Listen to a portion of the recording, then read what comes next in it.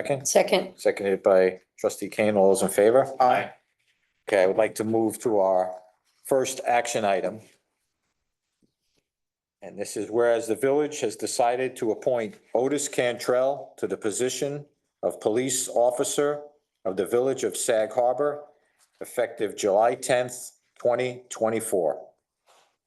Resolved that Otis Cantrell is hereby appointed as police officer of the village of Sag Harbor Police Department, effective July 10, 2024. Congratulations, Otis. Thank you.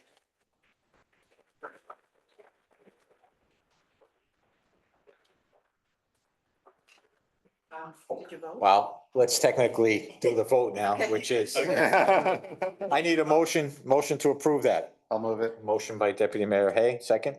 I'll second. Seconded by trustee Corish. All those in favor? Aye. Aye. Opposed?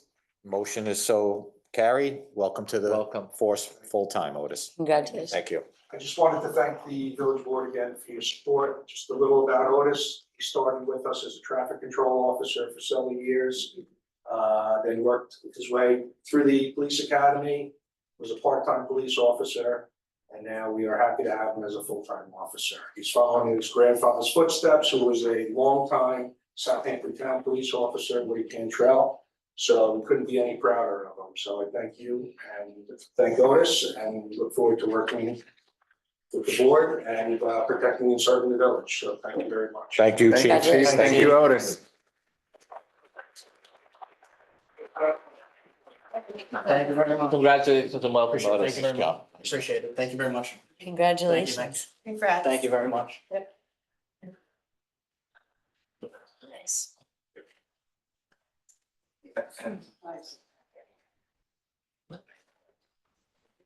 Okay, do I need a motion to go back into normal business of order of business? I'll move it. Motion by Deputy Mayor Hay, second. Second. Seconded by trustee Kane. All those in favor? Aye. Opposed? So moved. We're now on to the approval of minutes. Motion to approve the minutes from the regular meeting held on June 11, 2024. Do I have a motion? Still So move? moved. Motion by trustee Kane, seconded by trustee Corish. All those in favor? Aye. Opposed? So carried. Motion to approve the minutes from the organizational meeting held on July 1st, 2024. Have a motion? I'll move it. Motion by Deputy Mayor Hay, second. I'll second. Seconded by trustee Corish. All those in favor? Aye. Opposed? So moved. Motion to approve the minutes from the work session held on July 1st, 2024. Motion? So moved. Motion by trustee Kane, second. Second. Seconded by Deputy Mayor Hay. All those in favor? Aye. Opposed? So moved. That now brings us to our treasurer's report. Charles, would you like to? Good evening.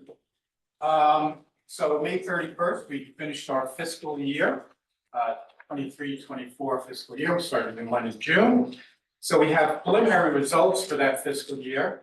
It was a good year, as I've been saying every month. The revenue was 17.3 million. Our budget was 15.6. All departments exceeded their budget, and also last year. The building department did exceptionally well. Justice Court, and of course, interest income. We've got higher cash balances, and the interest, full year interest is almost 5% on our excess cash. So it's been a very successful year as well. Sewer fund rent and usage charges were right in line with budget. So overall revenue very solid. On the expense side, expenses were about $17.5 million, also below our budget. But we're not done. You know, the month is finished. We're reviewing our accruals and encumbrances, and we always make some adjustments both for revenue and expenses, but I don't think the picture will change. It'll still be better overall top and bottom lines. I want to move on to the resolution that's on tonight's budget, just on tonight's agenda, just to give you a little bit of background. The resolution relates to a budget modification for the fiscal year 22-23. So that's a year ago. And this came up because our auditors are just completing that audit for a number of reasons. We've had turnover. I mean, that 22-23 was a different administration, both here in this room as well as some of the players downstairs. There's been a fair amount of turnover. So it's part due to our own circumstance and in part due to, I think, how our priority with the auditors. They're just completing the work now. much later than it's ever been, as far as I know. So what they brought to our attention is there are a number of expenditures that we've made that have been discussed with you and approved through our normal process. Both the concept as well as the expenditure been approved, but we haven't created the paperwork to actually adjust our budget. So when the auditors look at it, they see that we've spent more than our approved budget. We passed the original budget, as you know, in the spring. And then as new projects come up, if we want to spend more money, we have to make sure we have the revenue to cover it. And if that's the case, then we pass a budget modification to actually change the budget. So just to clarify, all of these items came in front of the board, they were approved by the board, Correct. and essentially there was a second layer of approval that didn't happen, which was to adjust the budget. Right. But the spending was approved The spending was approved, and it was allocated for, Pre-spending was approved. yeah, And the actual spending. okay. And I'll When this say- happened, 2022, 2023. 22, 23. So, I want to say it's a formality, but it's a very important formality because in the auditor's report, there's a schedule of budget versus actual. And in reporting to the state, you really can't show that you spent more than you had budgeted, so. Our financials, they're still working on this audit, they're just about done, and this point was brought up just in the last week or so. So we're now trying to rectify that, primarily the general fund, but it also affects the sewer fund Right. a little bit by this budget modification. So the sewer fund, the general fund lists the various items that were affected in the sewer fund. Could you explain a little bit about that? Sewer fund? Yeah, as it's close to my heart. Yeah, the sewer fund, the budget modification proposal is $50,000. But the actual expense overrun is about 20 to 30,000, and it's employee benefits. As we've seen throughout all of our functions in the village, our employee benefits costs, workers' comp, and other insurance costs are much greater than we expected. They're increasing almost double digits. So there are personnel, as you know, who work for and at the sewer plant, and we also allocate a portion of his salary To the sewer, plant. yeah. So the primary unbudgeted cost was on employee benefits. We have the same problem in the general fund. Right. So, And should we then be, if we're going to vote on something or approve something that's beyond the original budget, should we have two resolutions then in front of us? One is to approve whatever the amount is, and a second resolution to adjust the budget at the same time? Or does one follow the other? What would be the normal procedure that we should be following? And does it depend on the type of expenditure too? Okay. Because if it's in a capital expenditure, say we're approving a financing for a capital expenditure, we might approve that up front. Right, When the money comes in or the expenses go in, then we approve the budgeted expensed amount that we, so, and in fact, that's a good point. Some of the general fund expenditures, like transient dock improvements. yeah, And fire truck and a fire boat. I mean, in some cases, we've borrowed money to do those things, and that was approved by the board. yes, Budget yeah, and budget modified, right, All in the same process. right, to borrow money. But then we didn't follow up when we actually spent the money and make another budget resolution to spend the money. okay. Well, It's- you already spent the money. Well, we incurred the debt, but we didn't then to deploy those funds that you received to, it's almost a nuance to deploy Right. those funds to purchase the asset. So one resolution to make the borrowing and a second resolution to spend it. Not all of these, Not all of these, because this is my 8th year here, and this is the first time that I remember we've had this type of discussion, and maybe we've been passing budget resolutions.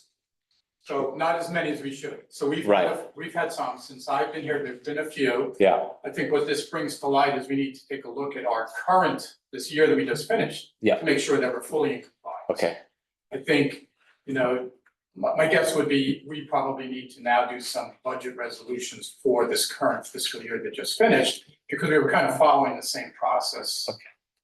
as we had before. But one big item on here was the Longworth. It was Yes. 1.3 million.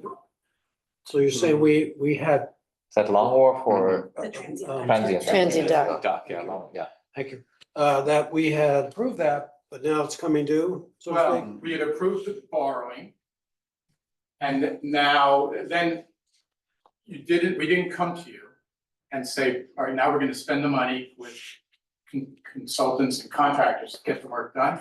We need so our budget for debt was increased, our budget for capital expenditures was not. Sort of the corresponding budget for capital expenditures. All right, that makes more sense. Yeah.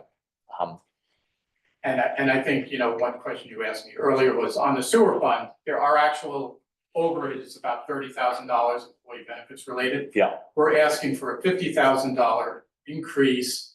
Auditors have indicated they're not quite finished with the sewer funding, Okay. so just, it's a small number, but just in case they find something else, we don't wanna come back to you, and we'll only use what we need. Right, so I saw the 50,000, I was kind of, well, how do we end up with such a perfectly round number?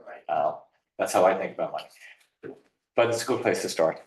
But thanks for the explanation. That makes a lot of sense. Really appreciate it. Thank you, Thanks, Charles. Charles. Okay. I have a motion to accept the treasurer's report. I'll move it. I'll second. Motion by Deputy Mayor Hay, seconded by Trustee Corish. All those in favor? Aye. Opposed? So moved. That brings us to our department committee reports.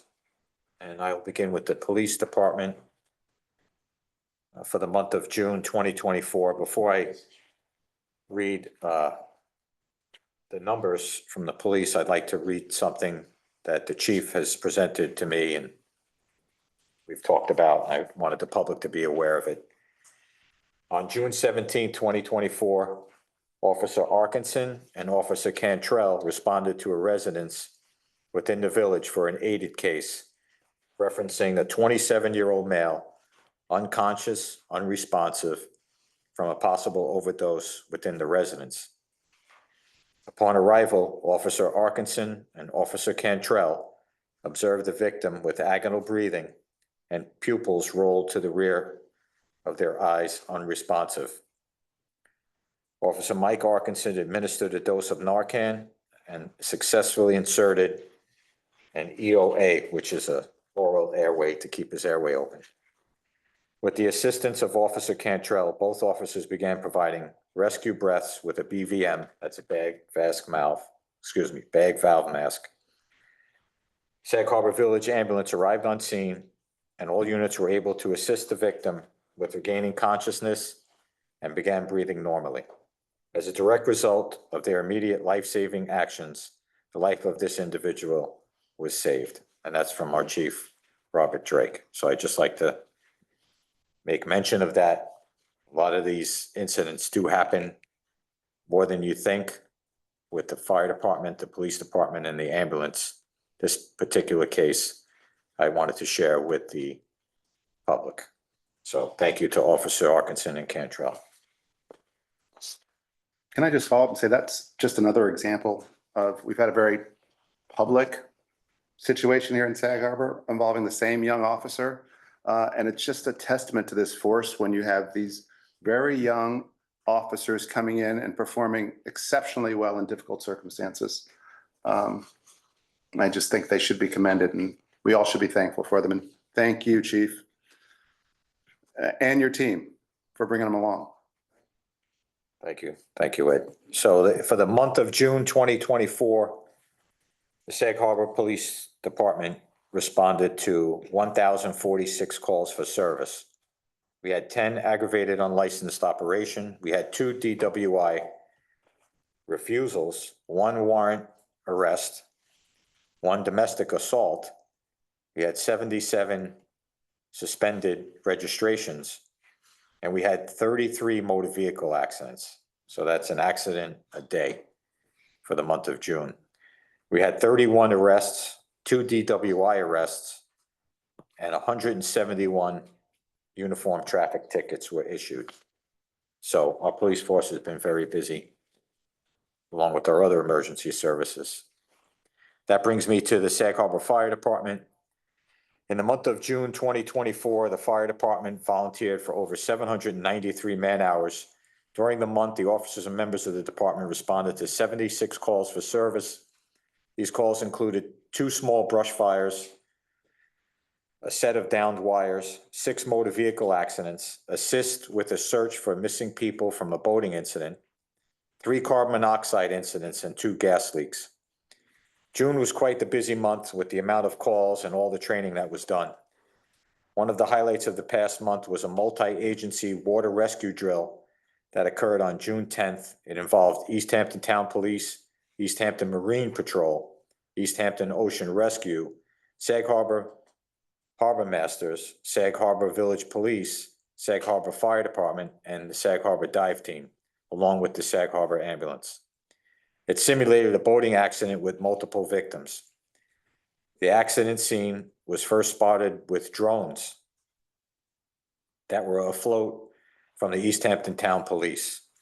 All the victims were transported to shore and then attended to by the Sag Harbor Ambulance personnel. Overall, it was a well-attended event that showed how multiple agencies can work together. And on that note, I'd also like to mention an incident. As the public knows, we received a new boat for the harbor master.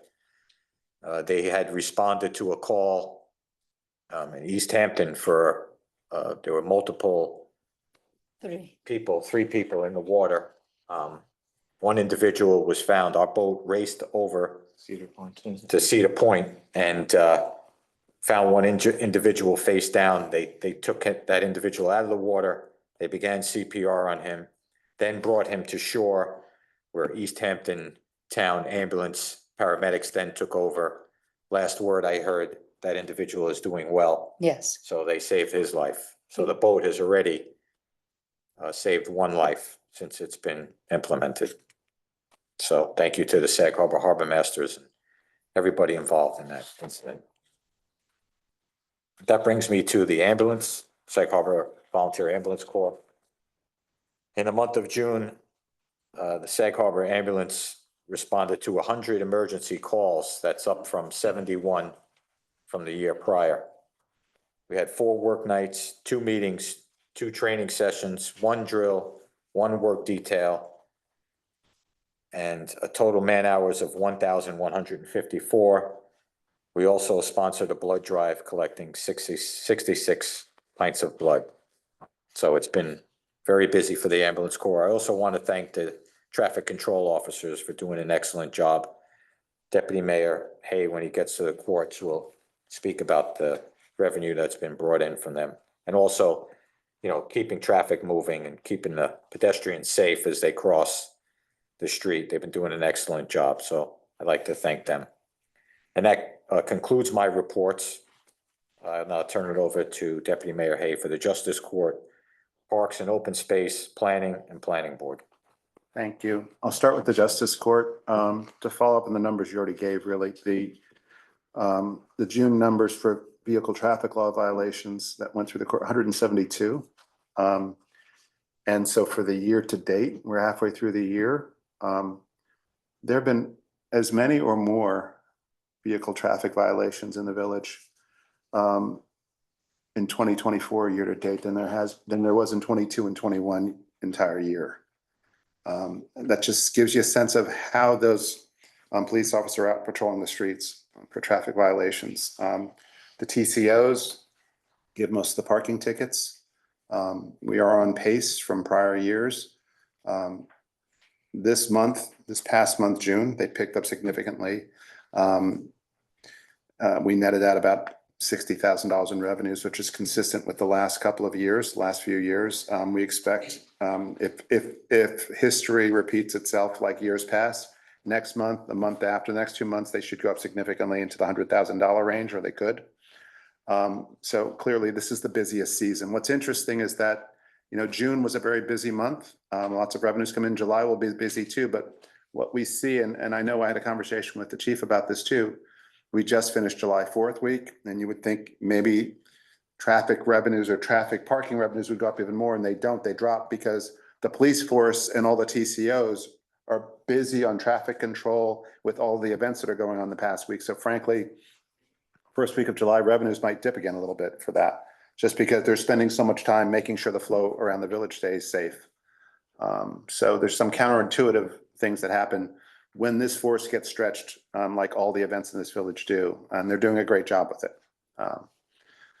And so that's the Justice Court report. I also just want to spend a minute talking about the Parks and Open Space Committee. So next month, we'd like to bring before the Parks and Open Space Committee a project recommendation for water access markers. There are about a half dozen to 7 water access markers in the Redwood area and western part of the village. The concept is to bring forth signage, and we believe that it'll be kind of an engraved granite hitching post will be the recommendation, but we'll have pictures or examples of that. The request we made to have the trustees approve the signage, the aesthetics of the sign, surveys of the right-of-way access of the properties, to stake out, and a few other things associated with that. So at next month's meeting, we'll have a presentation, I hope, from POSAC with that request made to the board, and information will come out to the board in advance of that.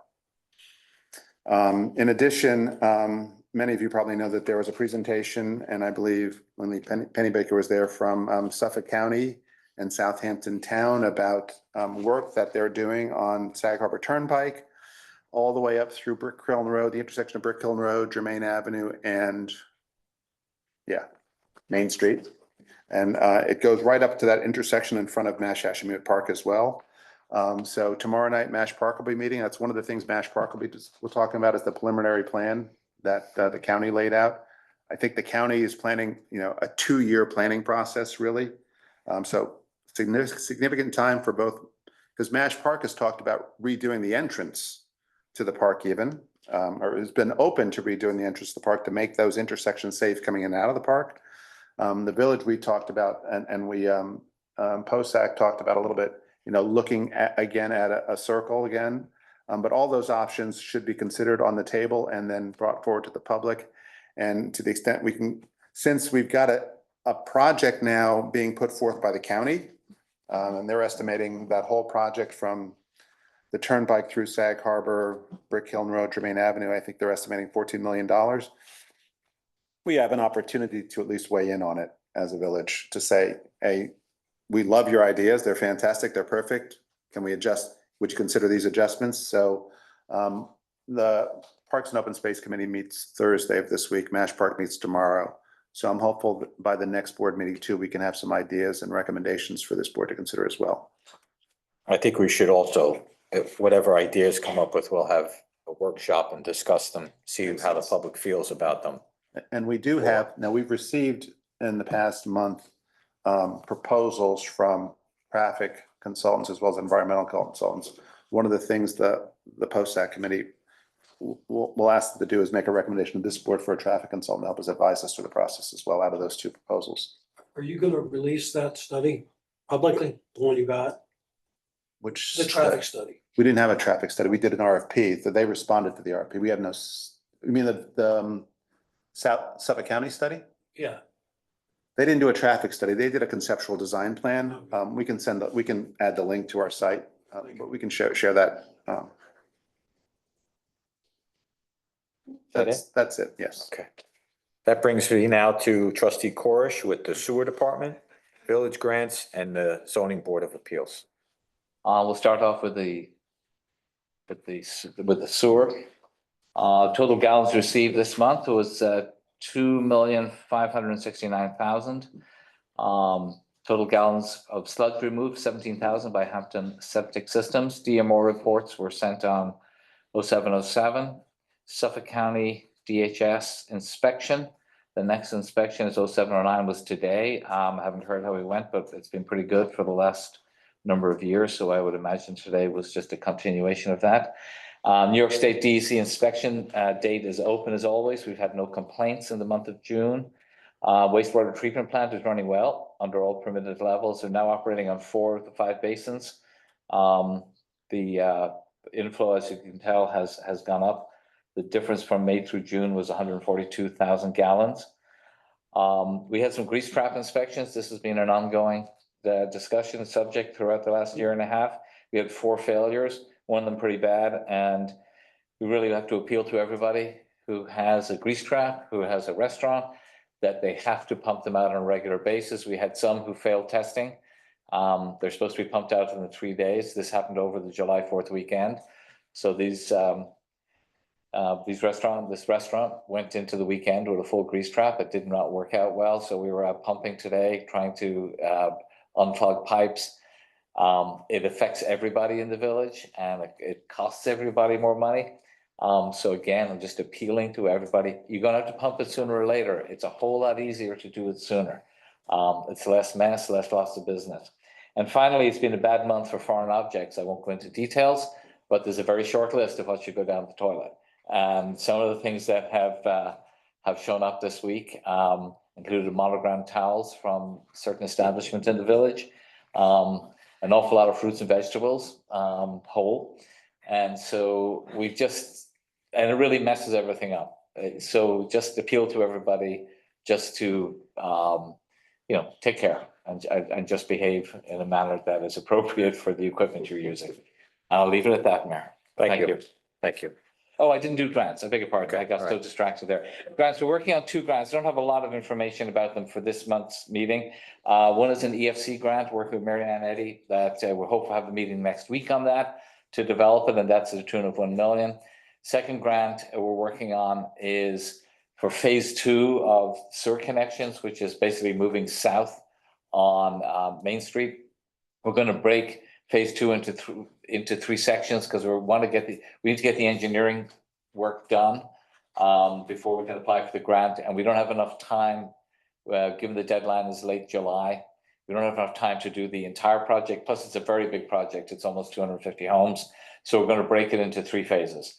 And we'll have that grant application ready for submission. So that should keep everything rolling. We're going out to bid for areas K and L. And so as they're working, we'll be working behind that to continue the process.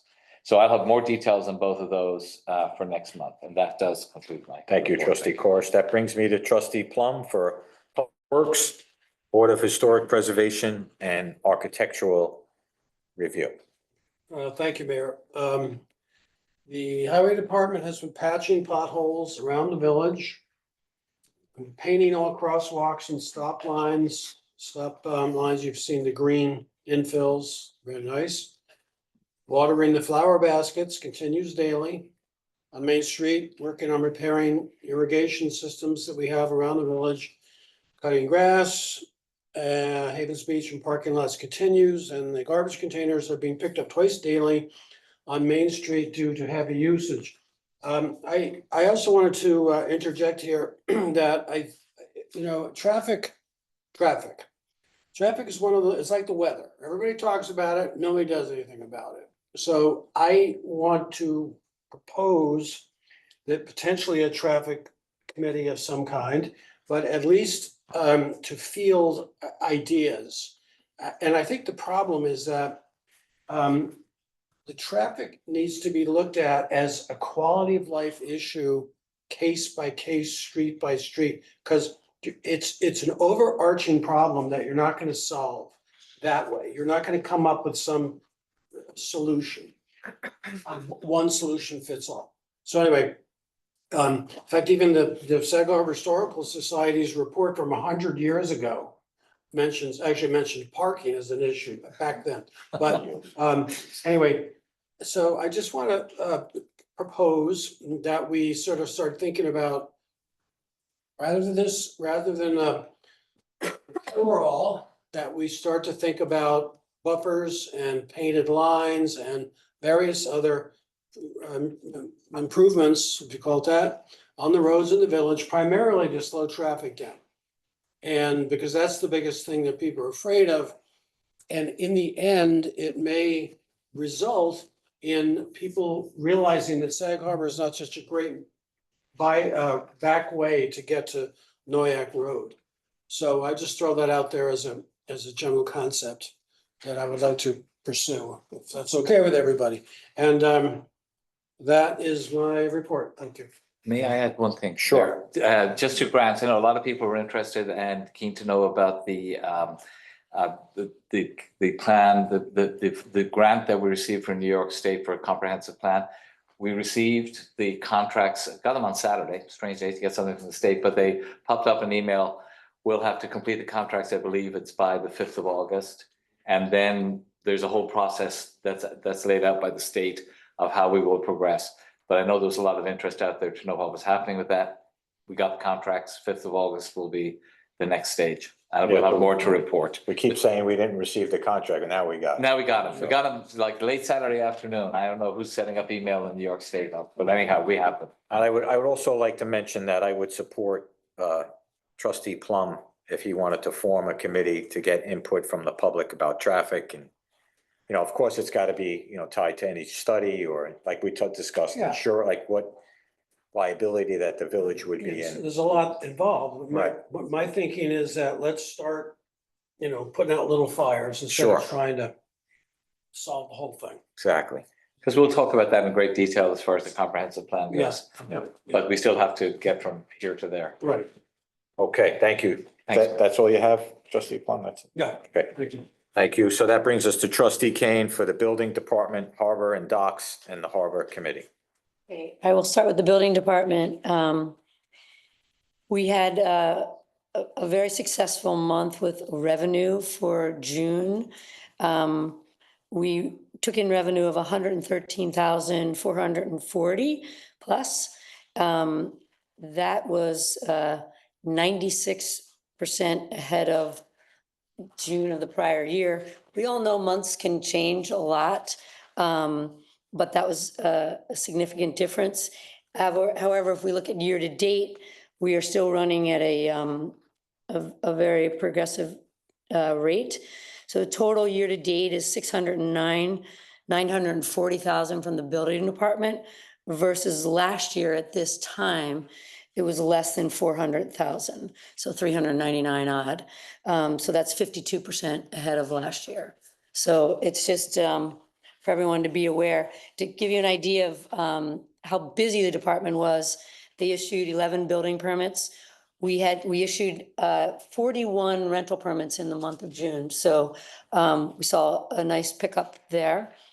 76 inspections, 50 notices of violations, and 15 certificates of occupancy.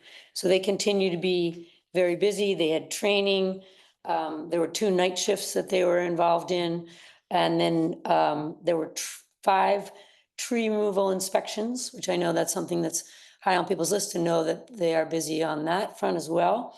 And then on North Haven, they responded to 5 complaints and did 2 notice of violations in North Haven. So they continue to be busy on both fronts. And then for the harbor, we will talk about June, although we could just look at the 4th of July weekend. We saw how busy it was and how successful it was. During June, the mayor went over the unfortunate drowning in Cedar Point, but very fortunate that our harbor masters in the boat were able to get there and provide the very needed as well. And there's one point, there were 3 Samaritans that were there that actually pulled the people out of the water. And then our guys were there to help to do, apply, you know, chest compression and bring the young man, 17-year-old, back and then get him to the EMS. And then he was transported to Stony Brook and fortunately is doing well. So it's a great ending. 2 other issues on June 22nd. There was the cruise boat American Beauty went aground with 30 passengers on board. They had to find the boat because it was unknown. It was a combination of Southampton Town, Southold, and our harbor masters. The vehicle was located at Nassau Point. They were able to transfer all the passengers onto the marine patrols, transport them, and then have the boat towed. So these are the things that they get involved with, as well as on June 30th, we were alerted that a yacht broke loose off a mooring. Fortunately, no boats were hit, no one was hurt. Harbor Master Duryea responded to it as an early morning call and then determined that a commercial tow was needed. That boat was towed, and we are still investigating the mooring and the tie. So just to be aware of that. Reservations still continue to be very strong. When I go over the numbers, you'll see that. In the outer mooring area, for the month of June, there were 29 checks done. The average number of vessels on the moorings were just over 19. That's for, on a daily basis, we keep the number. And there were just over 5 vessels anchored, because we're very much looking at how many boats are anchored, if we're seeing any increase on that, given we have the limit of 67 moorings. We are pleased to say that there were 35 MSD inspections during the month of June. 75 orange ties were assigned to vessels. And we're also pleased to say that there were no violations. So we're really seeing boat owners, boat captains very much embracing the orange ties that we've done, and the continued communication of no dumping in the area. And it seems to be working well, that improved communication. Pump outs are increasing very much. It was over 53,000 gallons. That was more than last year for sure.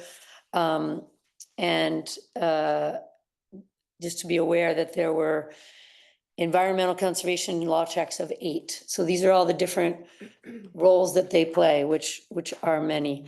And just to give you, and let me go through the numbers. The month of June, combination was 154,000, greater than 154,000 for 2024. It's 2.7 times higher than 23. One part of that increase is in, we never had any charges going to the outer mooring area. So now we do have the 67 times 325. So that brings us up to 23,000 in revenue that wasn't available to us in 23. Year to date, though, again, we run ahead. So to give you the numbers, it's just over 1.6 million for 2024. That's versus 1.3 million for 23. So that's 23% ahead on total revenue year to date. So it's been, these are big numbers, very successful, very busy. I just want to say for over the 4th, and this will be really next month's report, but just to do the comparison, on the 4th, there were 61 boats in the outer mooring area. So you see that's up from an average of 19 in June. We'll see that come down. So we'll see what the monthly number average ends up being, but that's how busy the harbor was. We all know we were all out there trying to see the fireworks. There were a lot of boats, there were a lot of people there, but a lot of fog. But everyone was safe, and that's the most important. I have one question. Sure. Gene. What happened, how was the tree cutting that took place on Meadowlark Lane adjudicated? So it's still being investigated, which is why we haven't shared any new information. Once, you know, they still have to go to court. Clearly, the 2 trees, I would, yeah, I don't think we should comment on something before the court. yeah. I think it's in the, works. yeah, it's in, it, Okay. As they've soon as heard, we the have judge has more, heard. we'll let people know. Yeah, I think it's best if we just let the court take its process. Absolutely. All right, thank you. Is that it? Okay, so with that, I need a motion to accept the department reports. So moved. Motion by trustee Corr, second. Second. Seconded by deputy mayor Hay. All those in favor? Aye. Opposed? So carried. That brings us to our public comment section. We have 15-minute public session. Input for comments and questions, limit 3 minutes per speaker concerning the treasurer's report or department reports. Nada?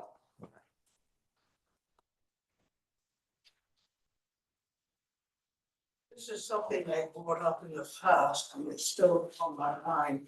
I know July 4th is usually the busiest weekend of the entire summer in actuality.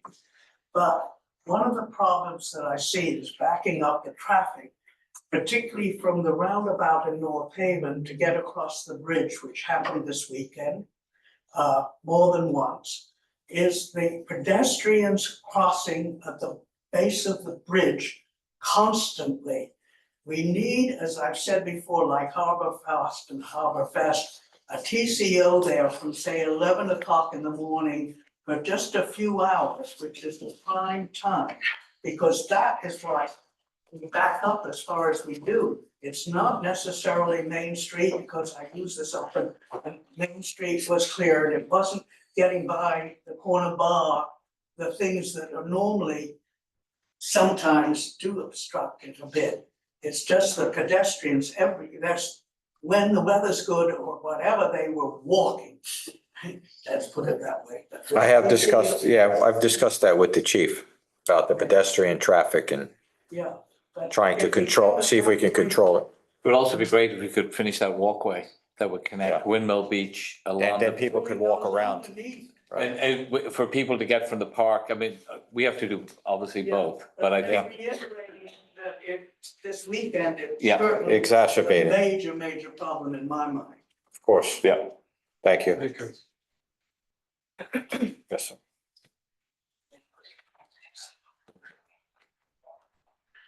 I think this is what he's gonna wanna discuss. Thank you. There's no problem for me from Ridge Street. Thank you. I had sent it to an email with some photos that are like displaying that you have other things. these photos? Yes, We have them. we have the photos. I, I'd like to address the problem that has been going on for the longest time with buses that are basically selfish and just talking for themselves, inconveniencing the town, the residents, or if they come to this area, take up numerous parking spots. They keep their engines running all the time, winter and summer. And it's for the likes of one guy, he's benefiting from this as a town is nothing. If you look at the photographs, there's two signs placed on Garden Street that has signs that says no bus route. One from Main Street, one from Long Island Avenue. I think a very simple fix for this problem would be have a similar sign placed at the corner of West Water Street between Long Island Avenue. A similar signage that says no bus route. If they obey the sign, that would be the end of the problem. If buses needed to go to Barron's Cove or Sag Harbor Inn, they can continue down and make that little right turn and go around that way to pick up to the bottom. There's no reason for buses to be in that neighborhood at all, period. does he continue to park in that same Yeah. spot right there? Yeah. And when he's confronted, one of my neighbors has to listen to this. He said, "Oh, you're the one that complained and told him about it." Is this, So, is it just the Jitney that's doing this? no, there's other buses now because it's the summer, there's school buses that are going out, I've seen school buses in the morning. I mean, there's numerous other spots in the village that they can park, to know what there's what you. And they can use people, it's really very selfish what's going on. And it needs to be addressed, and Trustee Plum, you had mentioned about putting out small fires. I think that I think the simplest fix would be to put that sign up, hopefully if they obey it, that's the. Well, this is a perfect example of what I'm talking about. But this, one of these photographs goes as far back as 2021. Well, So this has been going on for- I can continuously, I have more pictures, I just continuously take the pictures. The thing is, if you look at some of the photographs with the decals that they put on the side of these buses, it's like you're at a drive-in movie. Yeah, I agree. Well, also he's blocking you can't see, if somebody was to walk out on their back deck there, they can't see. Plus, You he's can't see taking, the water. taking 4 or 5 parking Yeah. spaces in a village where parking Exactly. is. And, you know, it's not bad in those photographs when it's winter or spring, but you go up there now, the amount of people that are walking back and forth. I mean, Yeah. there's no sidewalks, there's no deck area, everyone has to walk in the street, and they have to walk around these buses to get mostly to Barron's Cove, I would imagine, before they're going, or just to enjoy the water. And I just think that for one person to do this, and inconvenience everybody. Right. And he's not picking up or dropping off there, he's just, It's not Yes. just one person, it's the bus company. it's a bus company, and they destroy the view shed. They destroy the view shed, but you look at this picture, you know, there's no, Thank you. All right, Thank you for the Thank you. information and we will definitely All right, thank you. take this under we can do better consideration. than this. Definitely. Anyone else?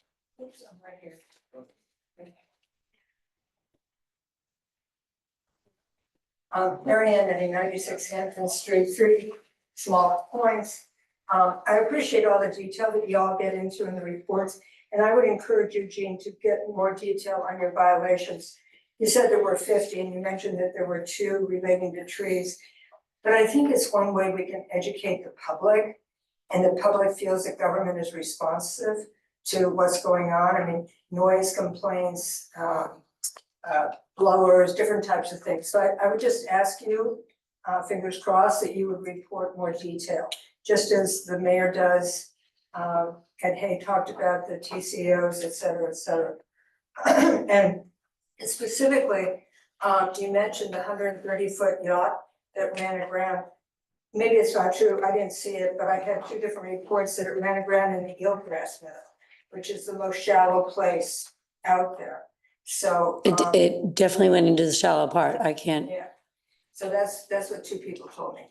I would just wonder what the follow-up is, what the official follow-up is on evaluating appropriate mooring tackle.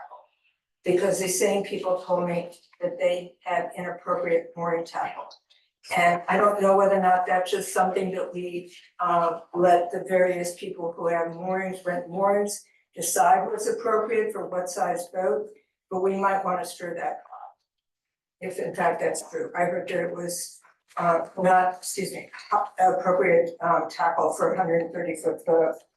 And then the last thing is I appreciate the deputy mayor reporting on parks and what is it? Open spaces. Open spaces. I would just encourage trustee Plum to report on the environmental advisory committee, because I think that's one way of letting, the population know what's going on. Thank you. Before you leave, you want to share with the public what we discussed this morning or this afternoon briefly? Sure. Really fast. Go ahead. Okay, well, I don't know when you signed it, but you did sign a mayor's pledge, Right. Monarch pledge, correct? Correct. And so I got looped and Kate Plum got looped into this, the Environmental Advisory Committee got looped into this. And so we are going to try to help the mayor make good on this pledge. And what was my idea? You want me to speak? She doesn't want to speak about it. Whose idea? My idea is to start a pollinator sanctuary or to install a pollinator sanctuary. Place it somewhere, either at Havens Beach or somewhere else in the village, where to serve as an example, people want to plant certain flowers and plants that help the pollinators. They can go there and see how it's set up and how it works. So it's something we're going to work on together. Right, I don't know if that's gonna happen this year, just because you need to plant it and then plant it, and we're Right. already getting into the year. But I think that we can make you good on your pledge this year through things that we've already done that qualify. Things with milkweed, all of the rain gardens we have milkweed in them. We can put some signage up, you can do the proclamation, I think we can check the box for 2024. But I think going forward into 2025, I think there's more things that we can do along those lines that you just mentioned. And also reaching out to homeowner associations and see whether or not there's something we can come up with. Thank you.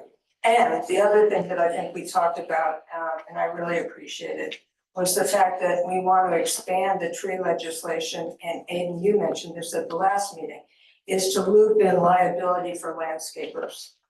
So I think that should conversation totally about be, Whoever performs the actual act of cutting the tree they're the down. ones that are responsible. Right.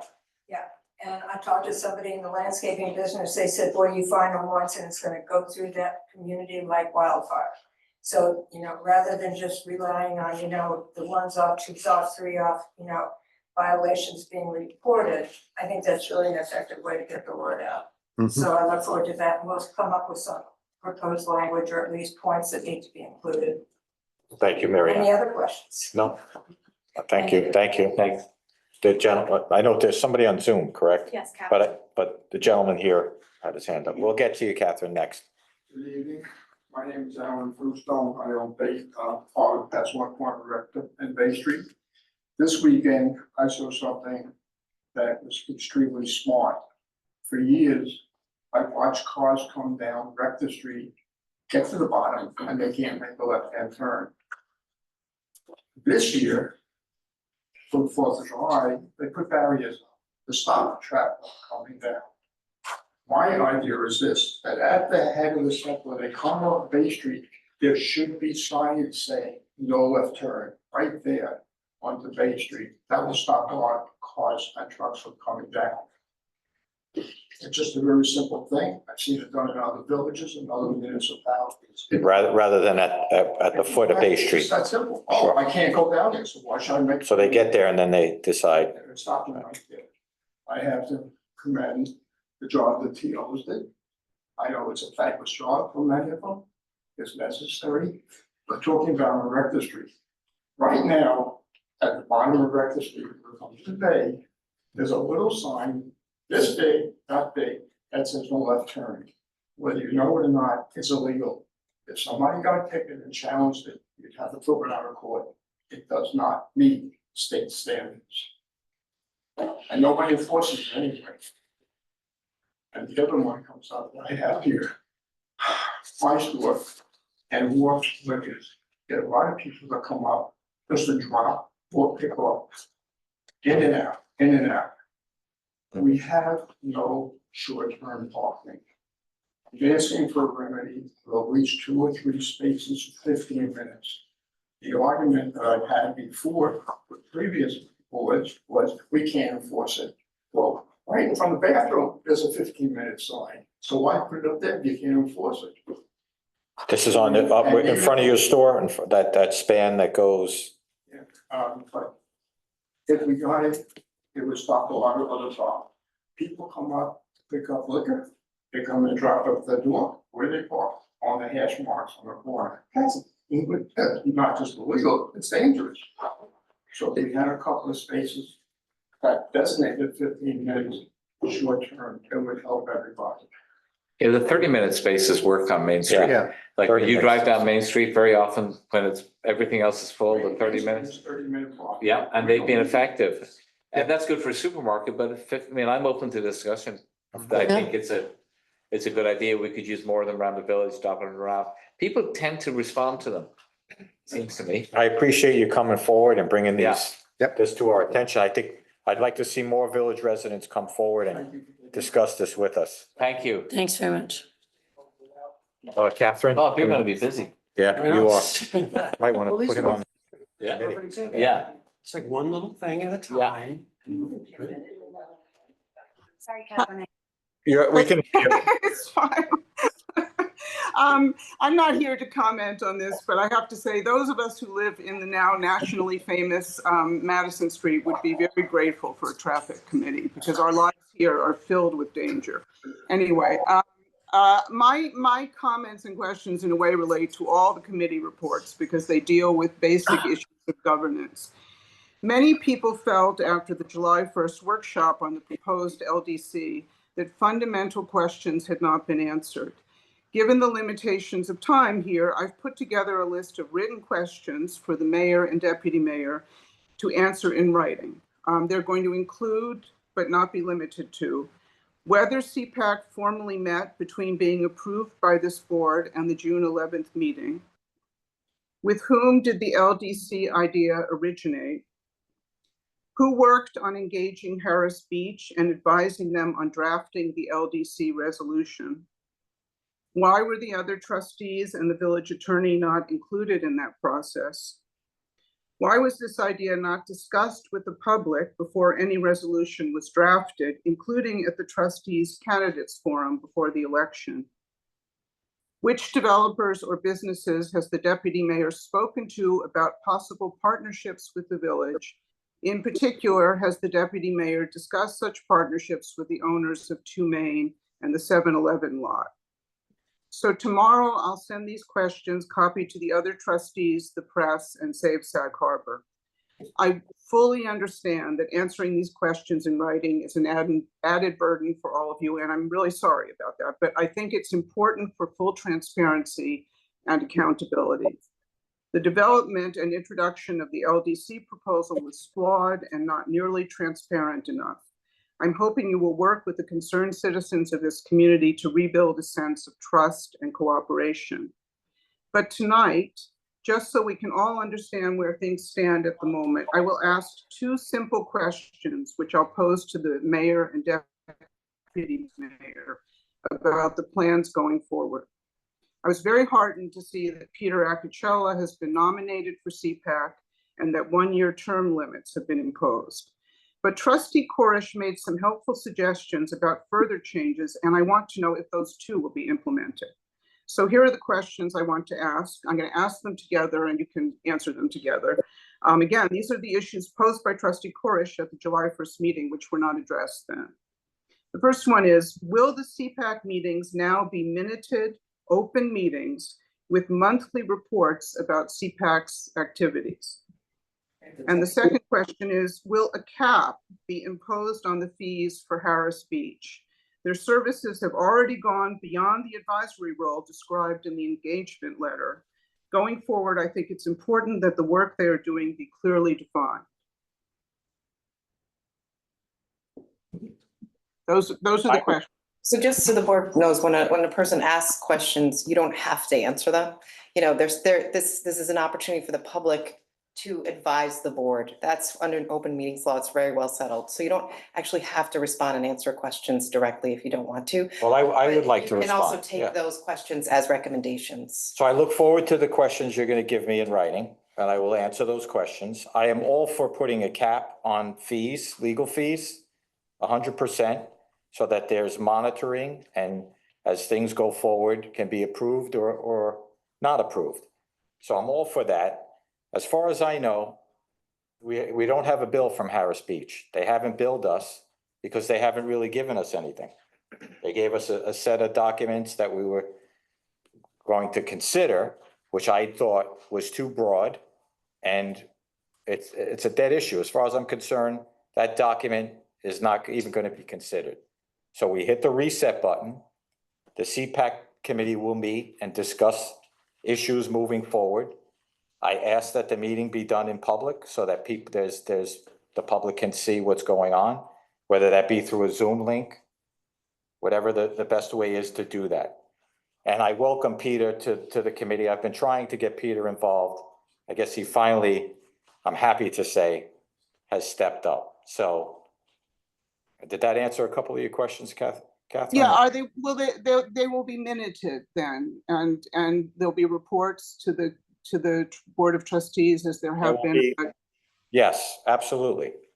The one primary thing when I was considering, before I considered the LDC or even trying to do it, and I've said this numerous times, the only way it works, the only way something like this could work, it has to have oversight from the local government, and that includes the public's input, and also has to be lockstep in what their goals are, what the public's goals are, and what the local municipalities' goals are.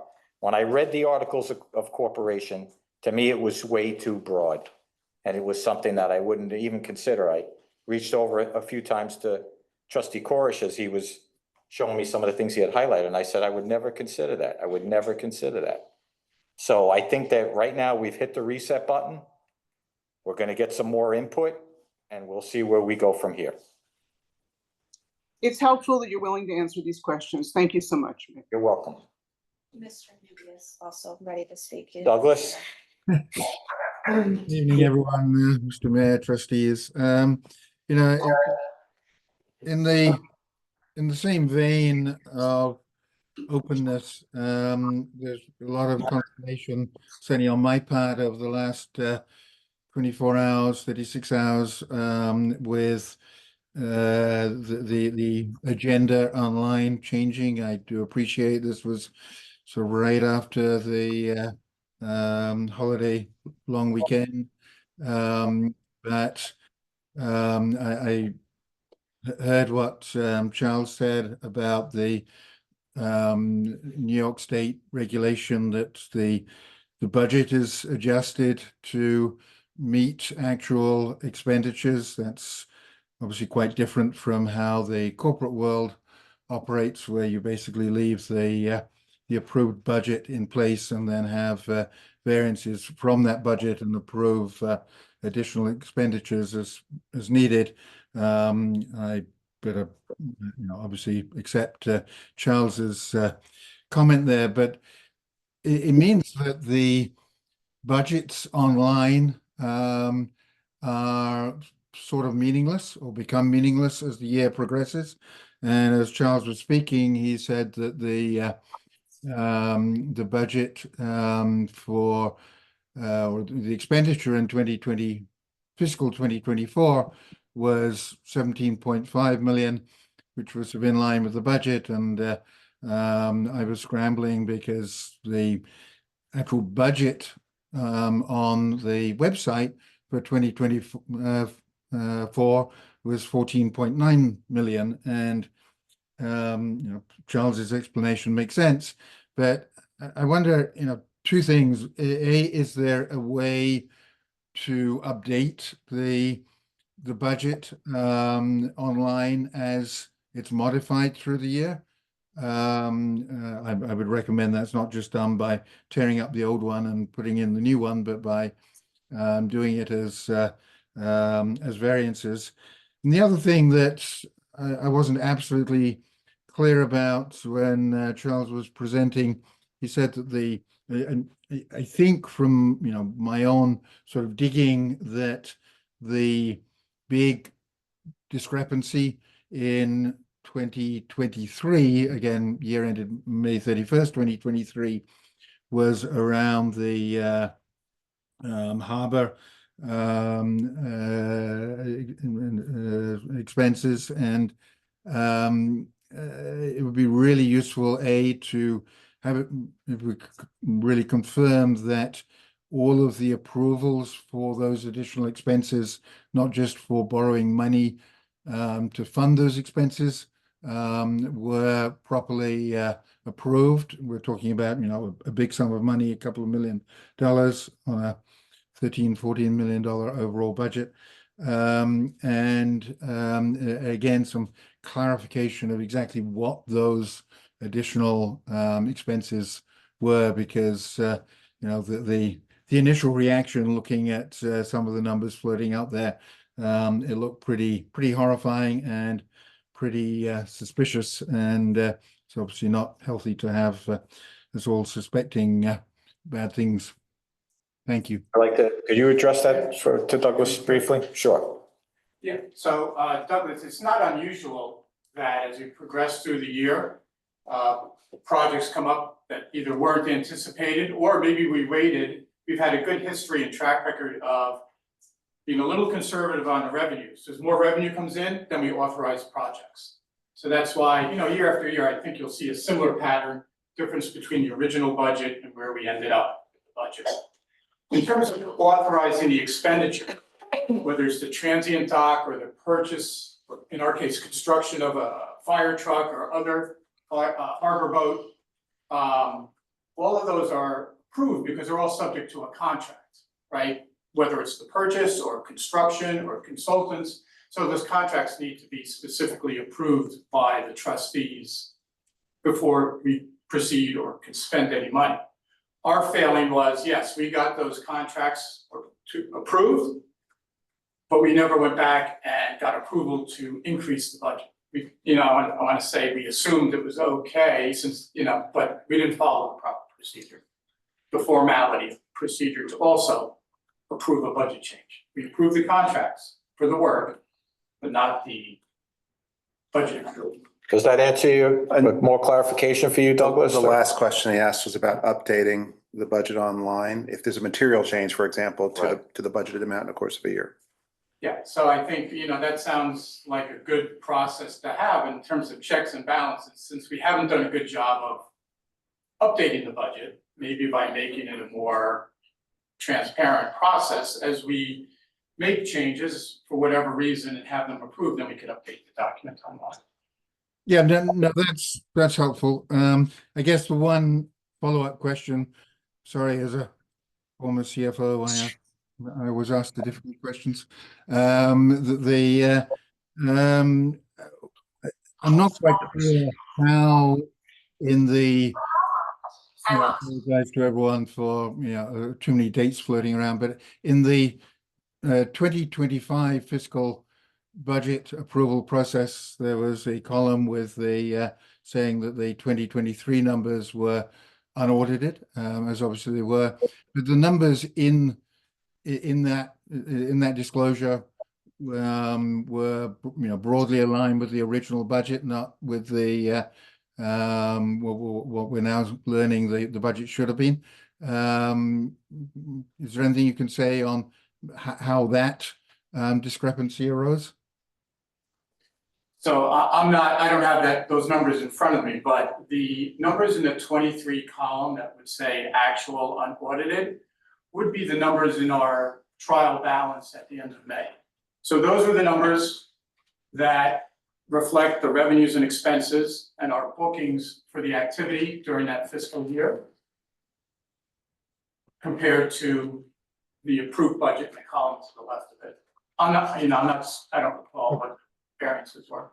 But we wouldn't change those until, they change, but we do that once a year, that budget process. But we reflect kind of our internal final numbers for 23.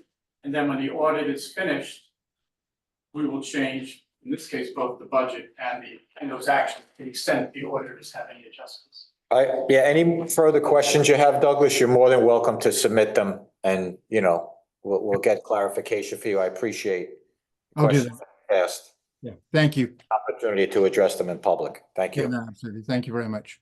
Do you want to say something again, Mary Ann? I do. It just, Thank you, Charles. during last week, Mary Ann, 96 Hendon Street, somebody referenced it, and I too took a look at the engagement letter. And the way it's phrased, I think we might want to have that reworked. Right now, we only get billed at the end of a transaction, which could be months. It could be quite a surprise. And I would think that we might want to change that to where we get billed monthly. So there aren't any surprises. You're talking about the attorney's fees. The attorney's fees. Correct. Exactly. Right now, the way it reads, we get billed at the end of every transaction. Right. And that sounds kind of dangerous to me. I would agree with that. So, Anyone else? Okay, that brings us to, we have nothing to introduce, nothing on the public hearing. We have a continued public hearing. Local law amending Village Code Part 2, Chapter 215, 215-1, 2, and 3. Part 2, Chapter 300, Article 2, 300-2.2, and Article 11, Chapter 300, 300-11.8, to allow the short-term rental of rooms in an owner-occupied residence. Do we have any more public comment about this? Did you want to give us a quick brief? Sure, this is just the continued public hearing. You opened the public hearing at the last meeting.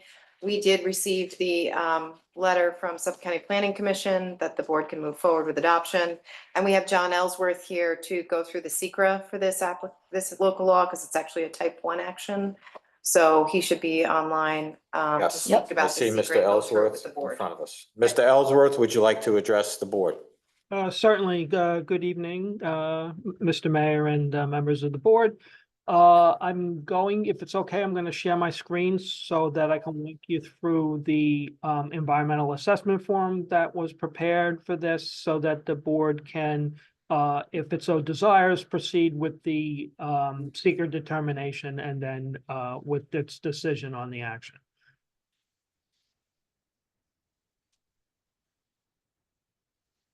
All right, let's see if this works.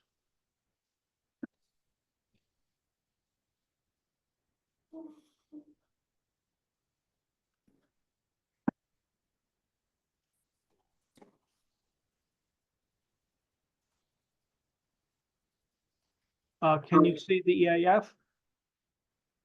no. No.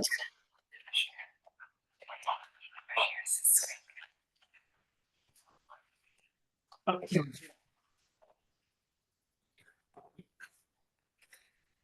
How about now? Now I see something there. And then So it's environmental assessment. You also form. have a copy. The trustees also have a copy. Yes, you have paper copies, but I'm gonna walk you through this. It's a 3-part form. Part 1 contains information about the proposed action. Part 2 is a checklist to determine if there might be significant environmental impacts. And Part 3 lays out the discussion of the potential impacts in more detail to help the decision on whether there should be a negative declaration, which means there are no significant impacts, or a positive declaration, which means that there is the potential for significant impacts that you have to study further. So I'll go through part one first. For a legislative action. John, I'm sorry. This is Ed. Hey, could you just tell us what page you're on throughout the conversation so we can follow along with you? Okay, I'm on the first page. So it's part one. Part one is a 13-page form, and then there, I believe there's a 1-page attachment. Thank you. Can I ask you to hold on just a minute while some of the trustees get on the same page? I think you're right there. Page 13. Okay. Yep. All right, so this is part one. It's a 13-page form. And it contains basic information about the project, a brief project description, the sponsor of the proposed action, which is the Board of Trustees. It's really designed for development projects, so you go through checking boxes, what are the approvals, some basic information about whether it's in the coastal zone, if it's consistent with plans, and then after you get through part C, which discusses the zoning, what the who the service providers are. Again, this is designed really for a development project. So for legislative action, you don't complete the part of the form after section C. That's You're what. on page, I'm sorry, you're on page 3 now, John. Is that correct? I'm on page 3, so that's the first page with the line through it, and that goes all the way to page 13. Because it's a legislative action, you don't. So it doesn't apply. So it does not apply to this particular proposal.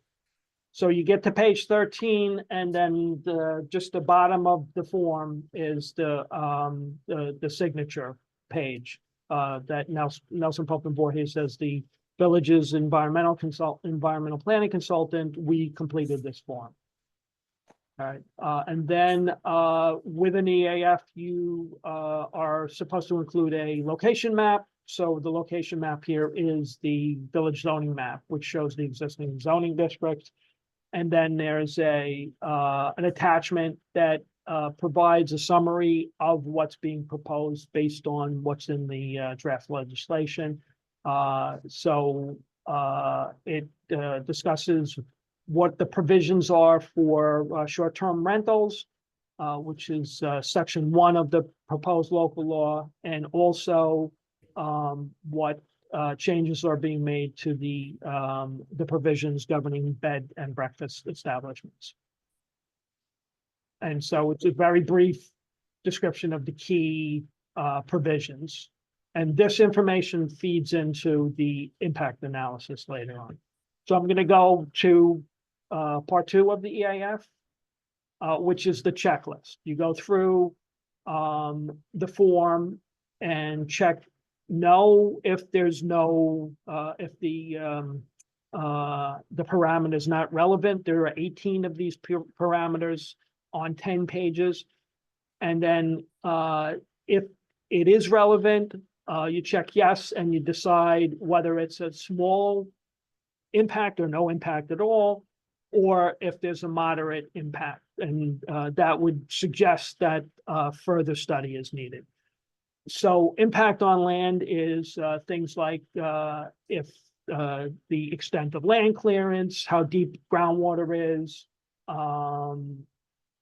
the potential for increased erosion. So there is some potential for that to happen, but it's very small because the short-term rental law is primarily designed to allow existing rooms in existing houses that are not currently being used to be occupied for a different purpose. So it doesn't really involve new construction.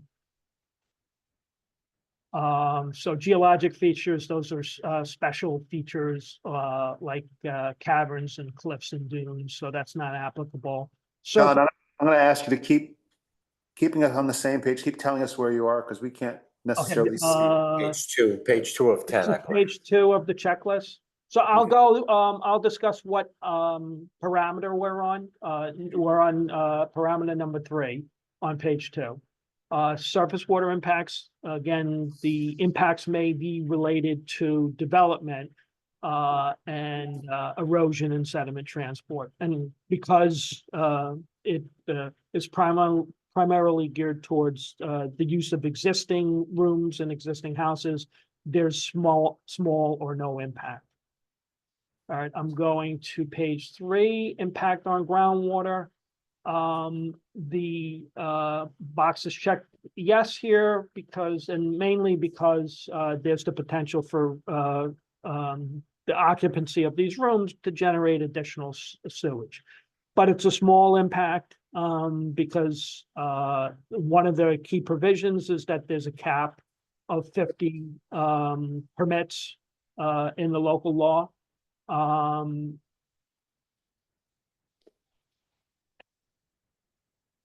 again, these are existing rooms that could be occupied in any case. If the house is sold and a larger family moves in, they would use that existing room. Flooding, number 5 at the bottom of page 3. The answer is no. This proposal is not going to affect flooding, and it's not going to be affected by flooding. So I'm on page 4 now, top of page 4, parameter number 6, impacts on air. These types of residential uses are not expected to generate any air emissions, residential uses like this. Impacts on plants and animals, ecological impacts, again, existing houses, use of existing rooms. That's not going to cause land clearing and the removal of ecological resources. Moving along to page 5, agricultural resources is not applicable to the village of Sag Harbor. Aesthetic resources on page 6 of part 2. Again, there's not significant, development is not expected from this proposed action. So it's checked no. Historic and archaeological resources, this is just repurposing existing rooms, so it's not expected that there'll be exterior alterations. Moving to the top of page 7, open space and recreation. This proposal is not going to affect those resources. Critical environmental areas, same thing, no effect on those resources. Top of page 8, parameter number 13, for transportation, it's checked yes. And primarily because additional vehicular trips by transient visitors and the need to provide parking for the guests in these rooms. And I'll get into more details when I get to part 3, but these are expected to be small impacts. Because you're calling for the occupancy of existing vacant rooms, there may be a slight increase in energy. There's the potential issue with regard to noise in particular, with the use of these rooms for guests on a short-term basis. Moving to page 9, this is 9 out of 10 pages on the part 2. No effect on human health from the occupancy of these rooms. Consistency with community plans, it's not applicable to community plans. And community characters, there's that was checked yes, and that's primarily because the potential for increased activity on residential property for the use of these rooms. Any questions so far? And again, I'm gonna get into all of those boxes that were the 18 parameters up above will be discussed in the next part of the form, part 3. So I have one question, I'm sorry. No problem. Going back to the original resolution, section F, all applicable parking regulations provided for in this code shall be complied with. Do we have that in the code that if you have an X number, do we have a limit for, or a minimum for, Yes. parking? Yes. We do. So in other words, you wouldn't There's necessarily. residential parking restrictions, yes. Thank you. All right. okay, Bedrooms. so this is part 3, and this is the information that is used for the determination of significant. The form itself is 2 pages. And the analysis, this is the box they provide. The analysis is on, I think it's 8 pages after this. And it's a type 1 action because it's village-wide. We've completed all 3 parts. In addition to the EAF, everything we went through so far, the analysis is based on the proposed local law. Identifies the Board of Trustees as the lead agency, and the conclusion, based on what I'm going to go through in a little while, is that there will be no significant impacts on the environment, and therefore you can proceed in adopting a negative declaration.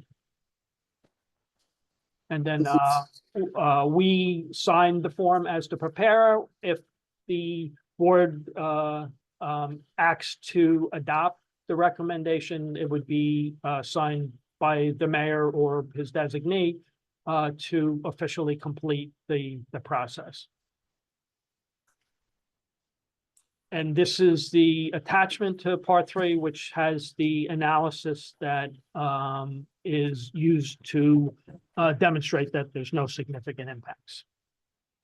It provides an introduction of what the proposal is that we're looking at, talks about the part 2 that we just went through with the 18 parameters, and gives an initial indication that based on what we're going to go through in a little while is substantiates the issuance of a negative declaration, that there's no significant impact. There are 2, the board is aware there's 2 primary parts of the legislation. I focus mostly on the short-term rental component that's in section 1 of the local law. There's another part of it that modifies the provisions, and I think I mentioned it previously, for bed and breakfast establishments.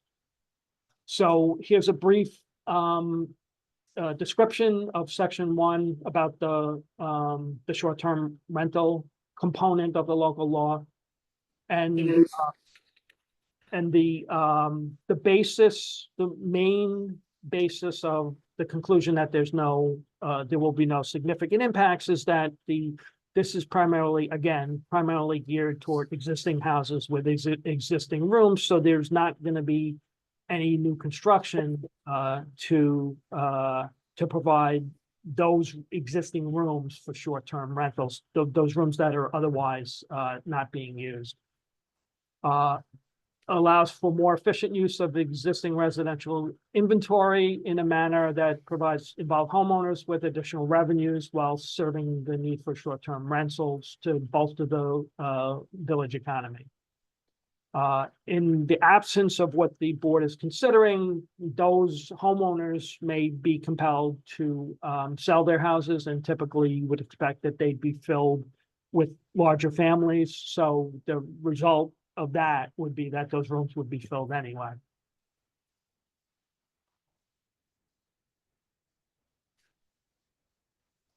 Another important aspect of the proposed local law is that it requires the on-premises presence of the homeowner, and that allows the person who owns the property and has the most stake in making sure it's maintained to oversee the activities of the people who are renting these rooms. So it avoids problems that are generally associated with absentee landlordism.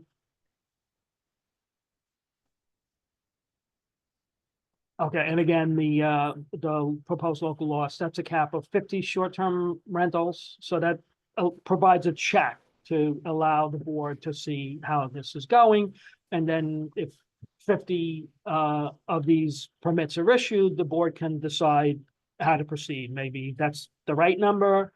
Maybe they think, maybe the board might think that additional permits may be appropriate. But it's a stop point that allows reconsideration of what the board is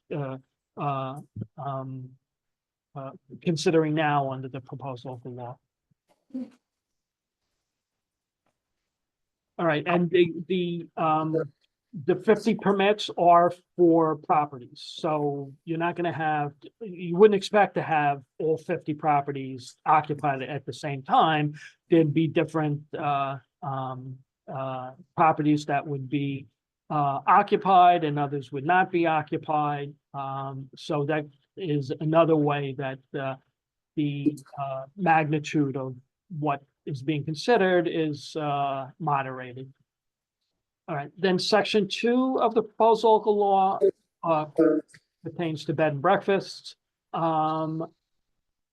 The current code has limits on bed and breakfast for 2 guest bedrooms, 4 guests, and a stay of 3 days and 3 nights, which would be lifted under the proposal.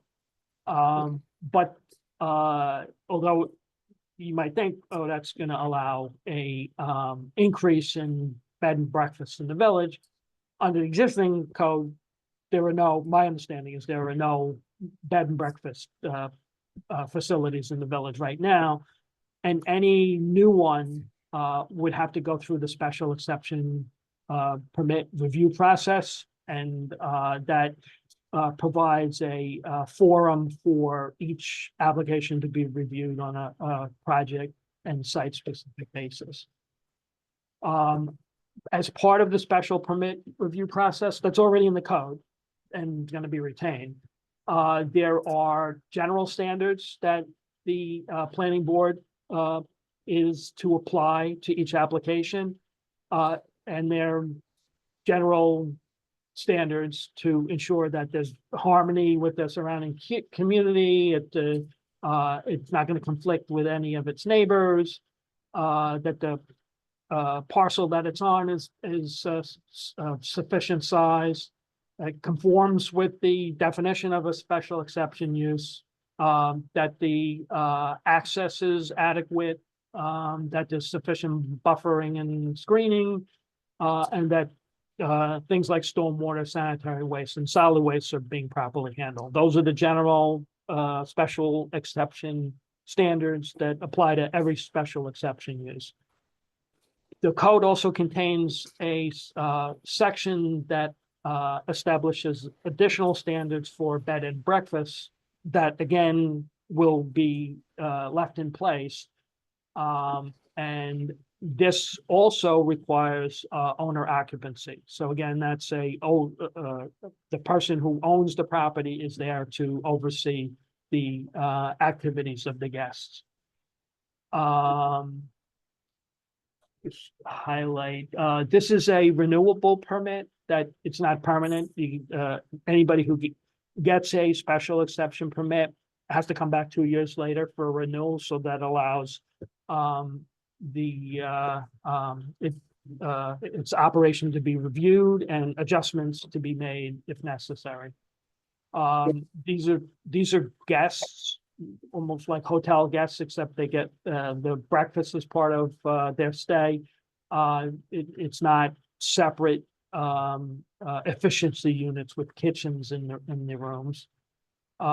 It's for bed and breakfast. It requires an additional parking space for each guest room. The issuance of a special exception permit is subject to a inspection reports from both the fire marshal and building inspector. And then there's some safety requirements here. All right, we went through that. Then the last part of this attachment to this section 3, and we are on page 4 of the attachment to section 3. It goes through each of the 18 parameters that were in the part 2 checklist and gives a discussion of what the impacts will be. And mostly I've gone through all of these. I'm just gonna see if there's anything that I may have missed. And again, it's the key to these are the overriding considerations that these are existing houses with existing bedrooms, not really expected to involve new development. So just going through these, we discussed them already in the part 2. For aesthetic resources, there's the existing requirement for the bed and breakfast that they go through the Board of Historic Preservation and Architectural Review to make sure that it's going to be consistent with the character of the neighborhood. And that also pulls in anything that may be related to historic resources.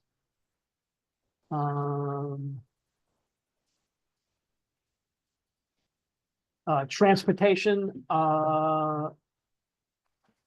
the use of the spare bedrooms may increase traffic generation on the affected parcel, but again, the cumulative effect will be that there's only 50 of these permits allowed. Though they're not expected to be occur in this concentrated location in the village, so it'll be spread out. They won't be occupied all at the same time.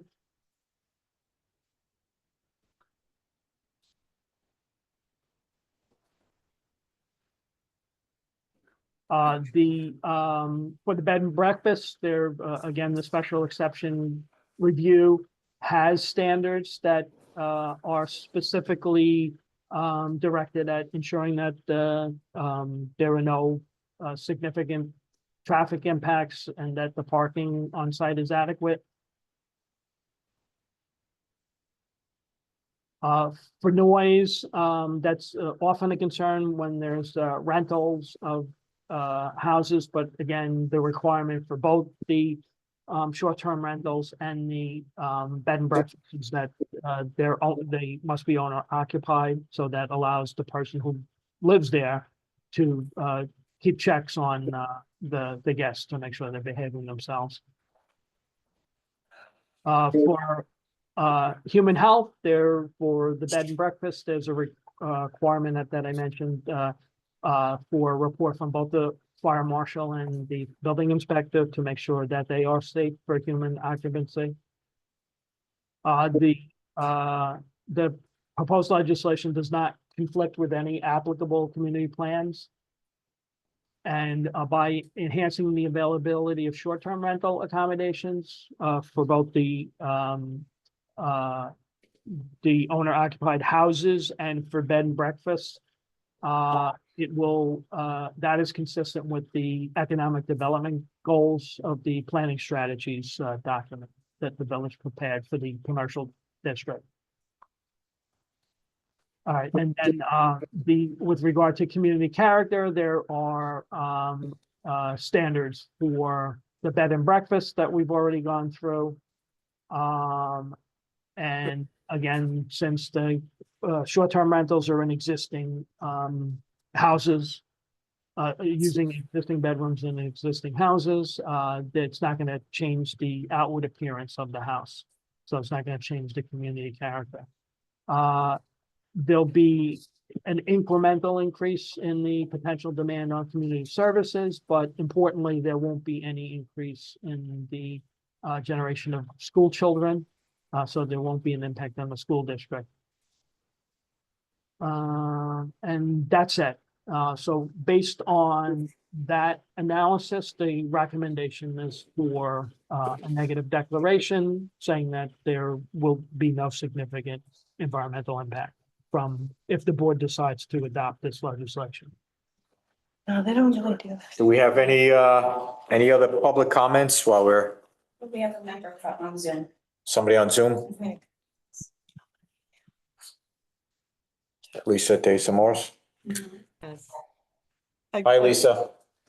Good evening, Mayor Gardella and trustees, and thank you, John, for your thorough presentation. I do have two questions. I'm Lisa Stenson Desamores, president of the Sag Harbor Hills Improvement Association, which is located, it's part of the village's historically Black beachfront communities overlay district, which is part of the village of Sag Harbor. It was indicated that the cap of 50 reflects 2.5% of the 2,000 housing units within the village, which includes our district. Yet the map of the village did not. So shouldn't the map include our district? The village does It's include. part of the village. It's from, I think this map, so let me, can I share again, just to pull the map up? She's correct. I saw our district on the map, but the outline had excluded. It's Um, outlined in red. Is that, So this is the historic district, I think. okay, And then for your area, I think is up in here. that's correct, yes. Okay, so I think this is from the village website, and I don't think the map has been updated to show that relatively new overlay district. I think what you're saying, John, is that the red outline is not the limitations of this. That's just the historic district. Yeah. No, that's the historic district. This is just a map to show all of the parcels in the village. It doesn't show the overlay district that you're talking about. But the number of residences in the village is from the census. So it's just to give you a perspective on that the 50 unit cap is pretty low compared to the overall number of residences in the village. Okay, and then, thank you. And my second question is, how many of these short-term rentals are permitted for a homeowner that has one of the 50 permits? I'll defer to the village attorney. I think it's up to 3 bedrooms. Is that correct? It's 1 to 3 bedrooms, yep. But since the rentals are 14 days or less, so how many of those periods are permitted per year? I don't, again, I'll defer to the village attorney. I don't think there's a limit. The permit is issued for the property. And then they just have to comply with the standard, which means a maximum stay of 14 days. And then once that guest leaves, then somebody else can come in, and they can do that throughout the year under the permit. Okay, and when will this take effect if approved? When it comes back from the Secretary of State, it's like 30, usually it's like 30 to 60 days. If we approve it. If you adopt it, 30 to 60 days. Okay, thank you so much. Thank you. Anybody else? Anybody else in the audience have anything to add or comment? Anybody on? I have one question. Does this anticipate any other board review, planning? No. It's the building department. No. Yeah. Seasonal rentals. If somebody wanted to do an owner occupied seasonal rental, not a short term, they could do that as well, right? Yeah, I think that the issue is if it's owner occupied, all that's required is the registration sort of with the building department to go over the safety features of the residence to make sure it's safe. And then as outlined in the code. Mhm. So. But in terms that of would be the, fine. Yeah. In terms of the limitation of 50 is for the short-term rentals. Right. Mhm. If people want to do longer periods than 2 weeks, This doesn't prohibit that. yes. Yeah, Right. that's more of like This a is just to roommate. permit short-term rentals and recognizing the fact that when the owner, when the owner is in residence, it's a different class. It's a different, Right. yes. And that's the new portion of this. Yeah, But the short term is 2 times 2 weeks. we're not changing that at all. I know. That's different. That's different. I think we should just, Yeah. yeah, that's a The different. non-owner occupied, we're not touching. The owner occupied. This is with somebody staying, living in the house. The owner lives there. And we can expect, Yeah, residing. Yeah. So do we have any more public comments on this? So with that, can we get a motion to close the public hearing? so moved. Do I have a second? Second. Seconded by trustee Kane. All in favor? Aye. Opposed? The hearing is now closed. Can I get a motion to adopt? I'd like to make a motion to adopt. Motion by trustee Kane. Do I get a second? Second. Seconded by deputy mayor Hay. All those in favor? Aye. Aye. Opposed? Local law is so passed. Thanks, John. Thanks, John, Thank very you. much. Thank you, Thank John. you for taking us Very through that. thorough, Much yeah. appreciated. That brings us now, since we have no discussion items, to action items. We have a resolution to appoint Severina Chica to the position of secretary to the mayor. So this is going to help us with some staffing in the office. I'll make the motion. Motion by trustee Corish. Do I have a second? Second. Second. Seconded by trustee Kane. All those in favor? Aye. Opposed? So moved. What's that? Thank you. You're welcome. You're welcome. Thank you to Severina. Resolution July 2024 Incorporated Village of Sag Harbor, a resolution for engineering services associated with the replacement and reconfiguration of a dock, which is in serious need of a redo. I mean, with the tide coming up, I mean, over the almost 40 years I've been here, I've seen that beach just disintegrate. Right. My caveat here is that this is only for phase 1 of a multi-phase proposal that we got. Yes. Yes. So Yes. It's just the preliminary. Task, study. it's the initial task. Borings and all that stuff. Yes. It's basic work that has to be done before Right. we even consider anything Or we else. can even dive It's into the this. feasibility study not to Yeah, exceed right. 19,000. 19,000. There's a cap on that. Right. So just for the public to know, the ADOC, there's been in existence since the 70s, has had a lot of love and care to hold us together, but there's a real concern about, from a safety point, for both the breakwater, the bulkhead has been replaced at different times. So we need to begin the process of this. And so the very first stage is to do these soil testing. We will be coming back to you with whether we go with the way of replacing in kind, so that's as is. Potentially, we would put floating docks there as opposed to the docks that are currently there. Or then we're gonna look at some other options that if we all feel comfortable with, we would go to. But this is just, as Bob said, the first task that has to be done. And there's a whole process that goes through whether, and we'll go through that with everyone as we get to those points. So do I have a motion? One more question, correct me if I'm wrong, but there is potential, for instance, double the number of slips in the basin. I wouldn't say double, we don't know. Increase. There could be, that's where we talk about a reconfiguration.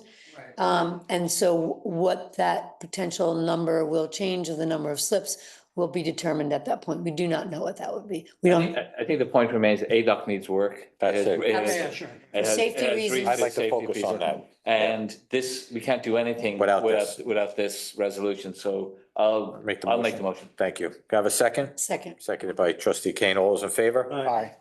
Opposed? So moved. Resolution, Incorporated Village of Sag Harbor Resolution authorizing mayor to sign contract with the county of Suffolk for fund for enhanced DWI enforcement. This is the stop duty program. We used to do it for many years. We stopped for the past couple of years just because of staffing. And Chief Drake brought it back and would like to implement it. I think it's needed. Do I have a motion? I'll move. Motion by trustee Plum, seconded by deputy mayor Hay. All those in favor? Aye. Opposed? So moved. Resolution appointing Peter Acocella to the Capital Planning Advisory Committee.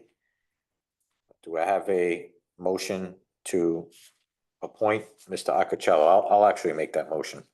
Do I have a second? I'll second. Second by trustee Plum. All those in favor? Aye. Opposed? So carried. Thank you, Peter, for volunteering and stepping up. Much appreciated. Just so at the bottom of this, as part of this resolution is a one-year term. 1 year term each. Yeah. Thank you for And can pointing be that out. and Right. everybody can be reappointed. Right. Yep. So that's all part of this resolution, then we. Okay, so then Rest clear. I'll read that. That the Village Board of Trustees hereby appoints Peter Acapella to the Capital Planning Advisory Committee for a term of 1 year. And be it further resolved that the Village Board of Trustees hereby clarifies that the Capital Planning Advisory Committee members shall all have a term of 1 year to be reappointed each year at the organizational meeting. We already passed this. We have passed the resolution. I just wanted that You clarified. got it. Thank you, Mayor. All right, so action item number 6, Incorporated Village of Sag Harbor, resolution for budget modification for general fund. I believe Charles discussed this previously. I need a motion to adopt. I thought Charles explained how we got here and explained how we won't get here again. And that this is something that we need to do to be in compliance. So I'd like to make that motion. Motion by trustee Corish, do I have a second? Second, I would just say that what he explained is that we'll try not to get there again, but we might get there soon based on this year. Right, we do have to go back. Yes. We'll address it Yeah. right away. No, Let it this get is there. good Yeah. because we need to be Yeah. in compliance all the way along. I appreciate all the work you did and the explanation, Charles. Thank you. All right, so motion by trustee Corish, seconded by deputy mayor Hay. All in favor? Aye. Opposed? So moved. Incorporated Village of Sag Harbor to rescind resolution number 24, July 24, authorizing notice of bidders for the sewer service expansion area, sewer shed area K and L. All this is we're just doing some cleanup. We're gonna separately bid out these areas instead of bidding them out as whole. So we're just rescinding that. Yep. Then we're gonna do So two basically separate. two separate systems. It was easier to separate them upon reflection. So I'll make a motion. Motion by trustee Corish, do I have a second? Second. Seconded by trustee Kane. All those in favor? Aye. Opposed? So carried. That brings us to the next action item, which is Incorporated Village of Sag Harbor Resolution authorizing notice to bidders for the sewer service expansion area, sewer shed K. So this is specifically for K. I'll All make, dates and times are the same as both, so. Right. Yeah. just- Yeah. I'll make the motion. Separated. Motion by, Just to, yeah. separating. Motion by trustee Corish, second. Second. Seconded by trustee Plum. All those in favor? Aye. Opposed? So moved. Incorporated Village of Sag Harbor Resolution authorizing notice to bidders for the sewer service expansion area. This is specifically for sewer shed L. Do I have a motion? I'll move it. Motion by deputy mayor Hay, second. Second. Seconded by trustee Plum. All those in favor? Aye. Opposed? So moved. Robert Drake, chief of police, requests authorization to hire the following part-time traffic control officers at the rate of $19 per hour effective July 10th, 2024. Hannah Salazar Sierra and Matthew Matina. Do I have a motion? I'll make that motion. Do I have a second? Second. Seconded by deputy mayor Hay. All those in favor? Aye. Opposed? So moved. Action item number 11, accept May 2024 bank reconciliations and collateral report. I have a motion. I'll move it. Motion by deputy mayor Hay, second. Second. Seconded by trustee Kane. All those in favor? Aye. Opposed? So moved.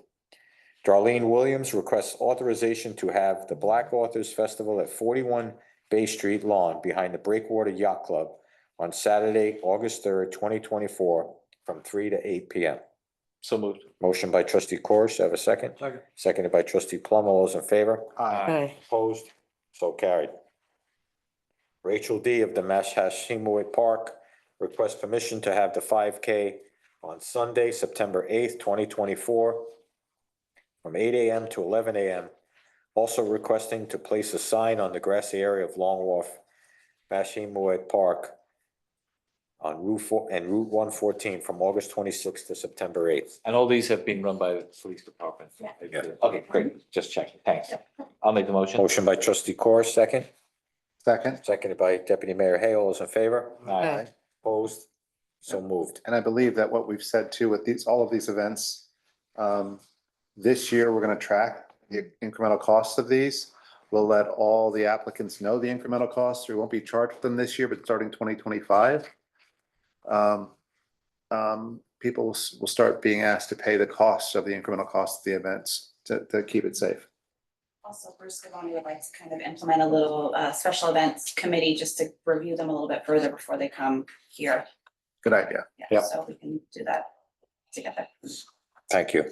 Thanks. Okay, Robin Brown of Eastville Community Historical Society requests permission to have the following events at the Eastville Heritage House, 139 Hampton Street.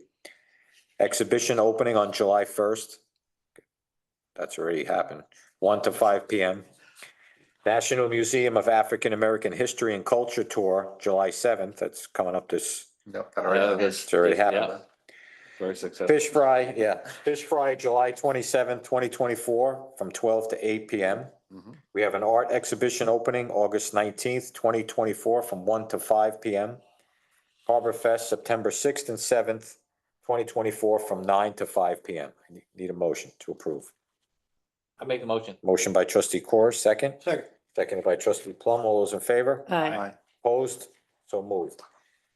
Jeffrey Terry of Azurist Property Owners Association requests to have their annual Labor Day event at 3, 7, and 11 Terry Drive, as well as Saturday, August 31st. So it should say on, right, Sunday, Saturday and Sunday, August 31st and September 1st, from 6 to 11 p.m. I'll move it. Motion by Deputy Mayor Hay, second. Second. Seconded by trustee Kane. All those in favor? Aye. Opposed? Can I also say that not all these events will result in any incremental cost whatsoever, right? Some, like the race, the 5K race around the village certainly will, but not. These, no, this is, yeah, their annual block parties. Yep. They have an area by the beach that they do, or in between a couple of houses. So it's the ongoing for Azurist and for Sagamore Hills. Authorization for Kate Lacasio, Village Clerk Administrator, to attend NICOM Annual Fall Training School from September 16th to the 20th, 2024, in Sarasota Springs, New York. I'll move it. Motion by Deputy Second. Mayor Hay, seconded by trustee Plum. All those in favor? Aye. Opposed? So moved. Lisa Stenson Desamores, President of the Sag Harbor Hills Improvement Association, requests permission to have a Labor Day block party on Saturday, August 31st, from 12 to 8 p.m. at Nineveh Place, pending insurance. So moved. Motion by trustee Corr, second. Second. Seconded by trustee Kane. All those in favor? Aye. So moved. Opposed? So moved. Now that gets us to approving of the bills.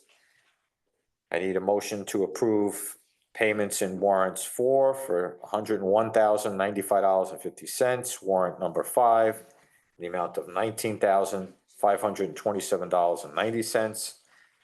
Warrant number 7 in the amount of $300,845. And warrant number 9 in the amount of $95,220.75. Do I have a motion to pay the bills? I'll move it. Motion by Deputy Mayor Hay, second.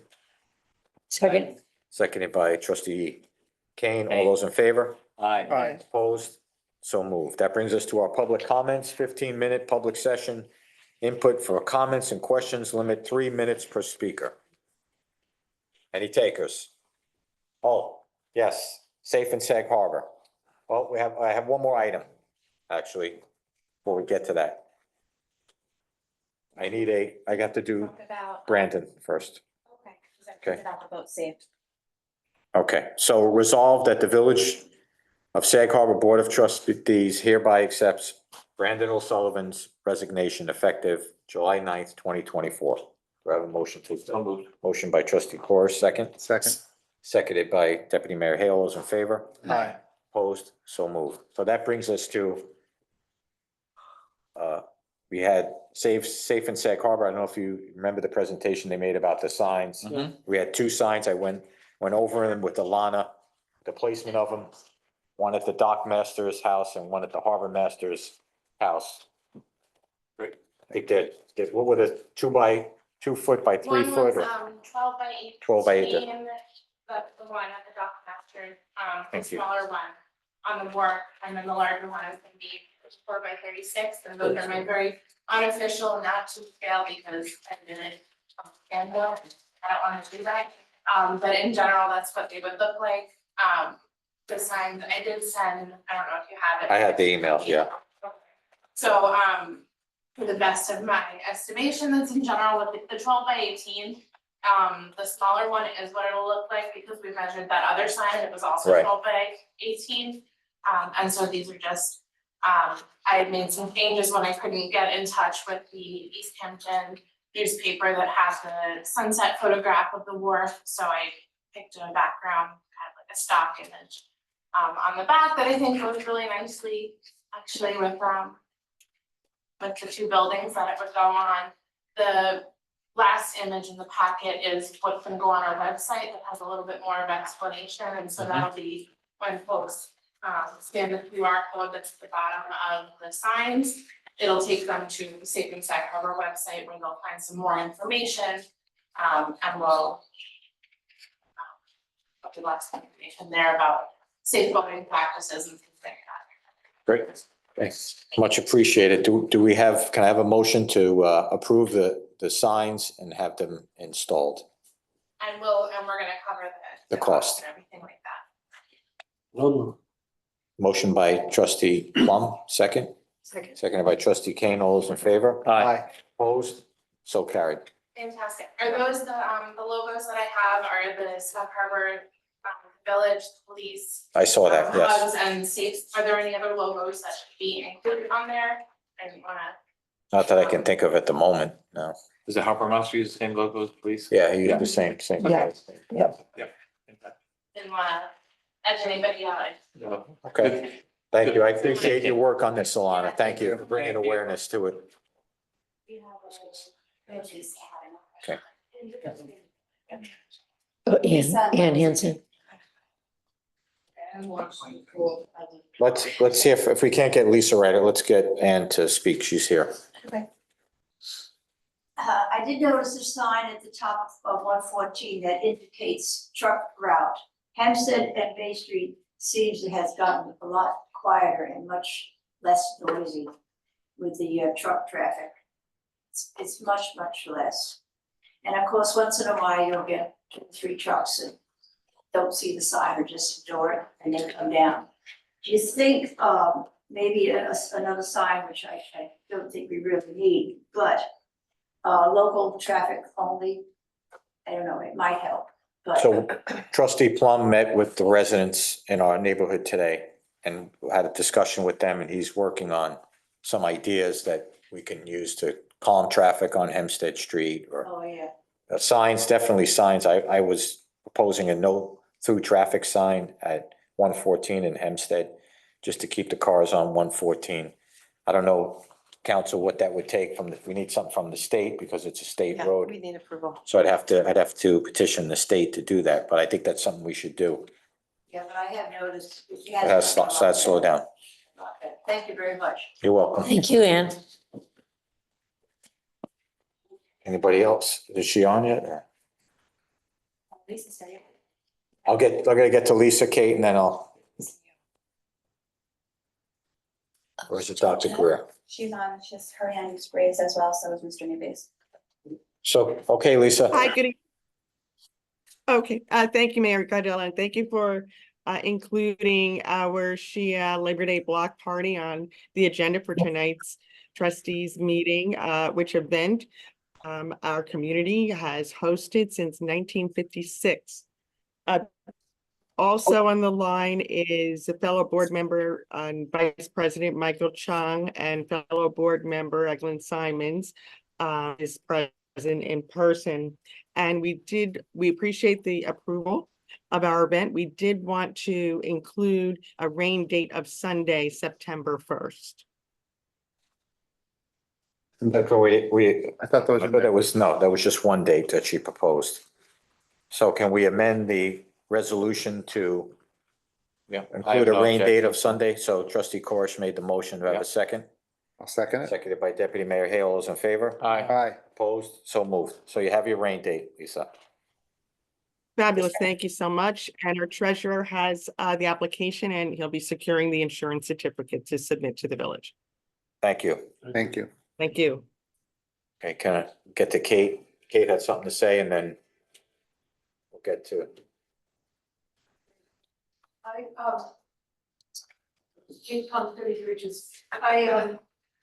There was a comment made in regards to docks, that, you know, there's 61, 67 moorings out there and 61, you know, are filled. And then that was the comment that it was success. You know, and I'm just wondering, what is the level, what is success in this village? Is it more money? Is it more people? You know, that got my, my shekels up a little bit. That, you know, that when that comment was made, because I just questioned whether we need more. I know that the 67 was given, that was a ballpark figure of how many moorings we. It was approved. Approved, yes. And then 67 permits were issued. For the month of June, there was only an average of 19 boats out there. Was it 61 part of it there? Just for the one day on the 4th of July. And I said, so that was the maximum that we've seen. Now we'll see, it'll go down because over that day was the highest day. All right, so the average will be much less than that, I would imagine. We'll give you the exact number at the end of the month. I just question that that's called success because of the intensification of Well, I think. water as well as the land. And if there's a village, and that may be the comprehensive plan, well, you know, we have to decide what is success. Is it financial success? Is it our quality of life success? So I'm just looking in the future to, you know, really decide that.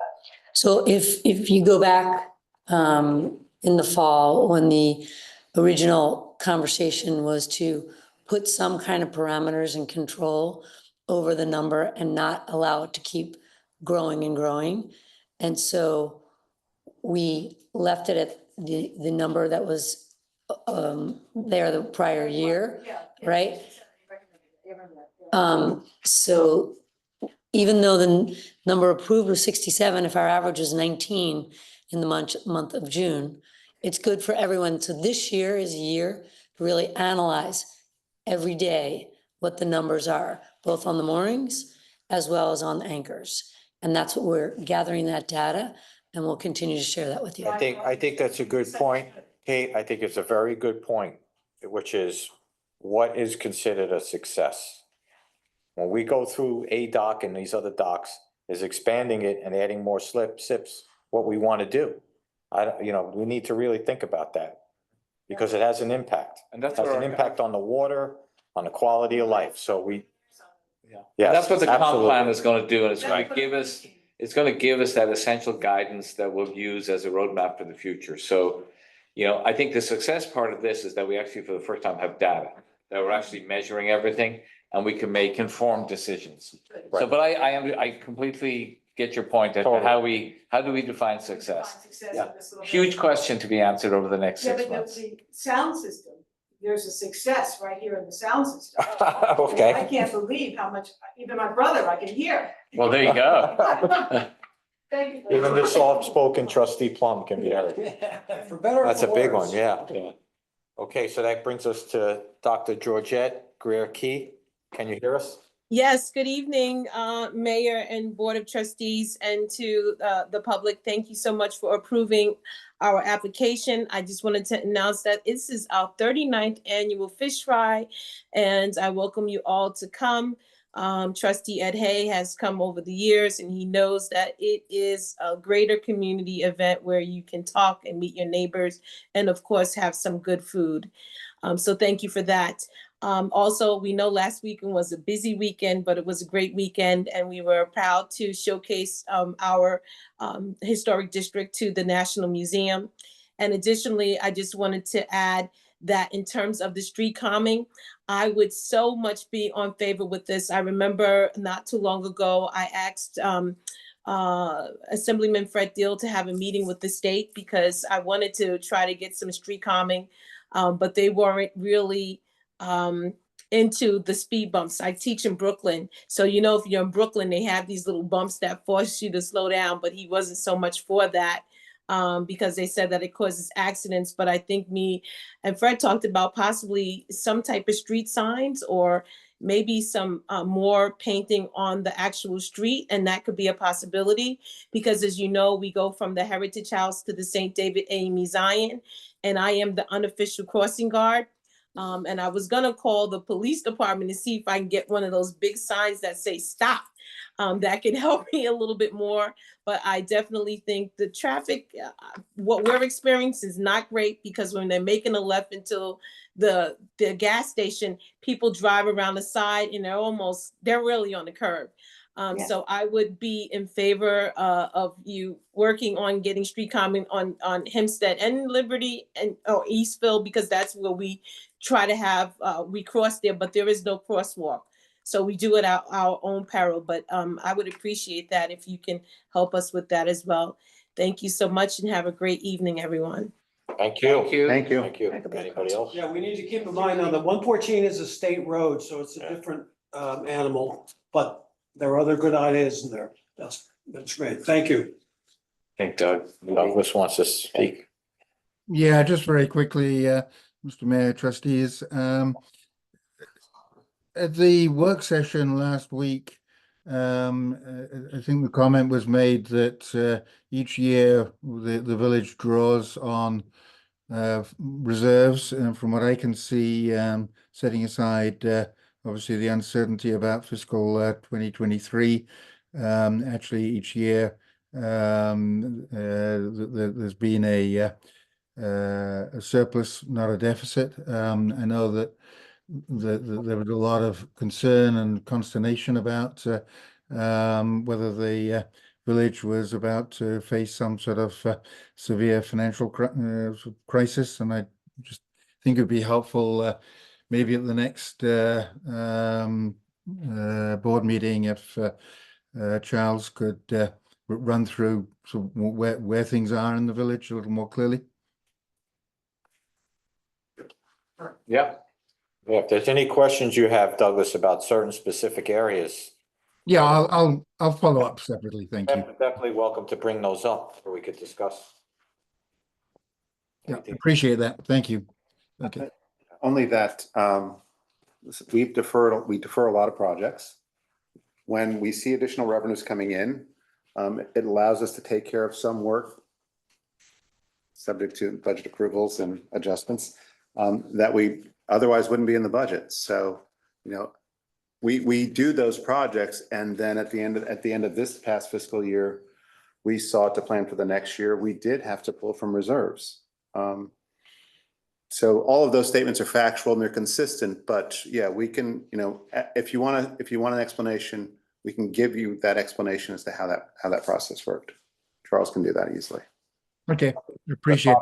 The issue is the costs of insurance, the cost of labor, that these are certain costs of doing business that we cannot control. Yeah. That where basically, they continue to go up. As Charles said, it was double digits that they've gone up. So That's for it's a the last concern. few years. Yeah. Mhm. Yeah. And unfortunately, it's not going down. No. Yep. Anybody else? No. Nobody in the public? Thanks, Okay. Doug. Thank you, Douglas. Thank you. Motion to adjourn? So moved. Motion by trustee Kane, second. Second. Seconded by trustee Corus. All those in favor? Aye. Opposed? Meeting is now adjourned.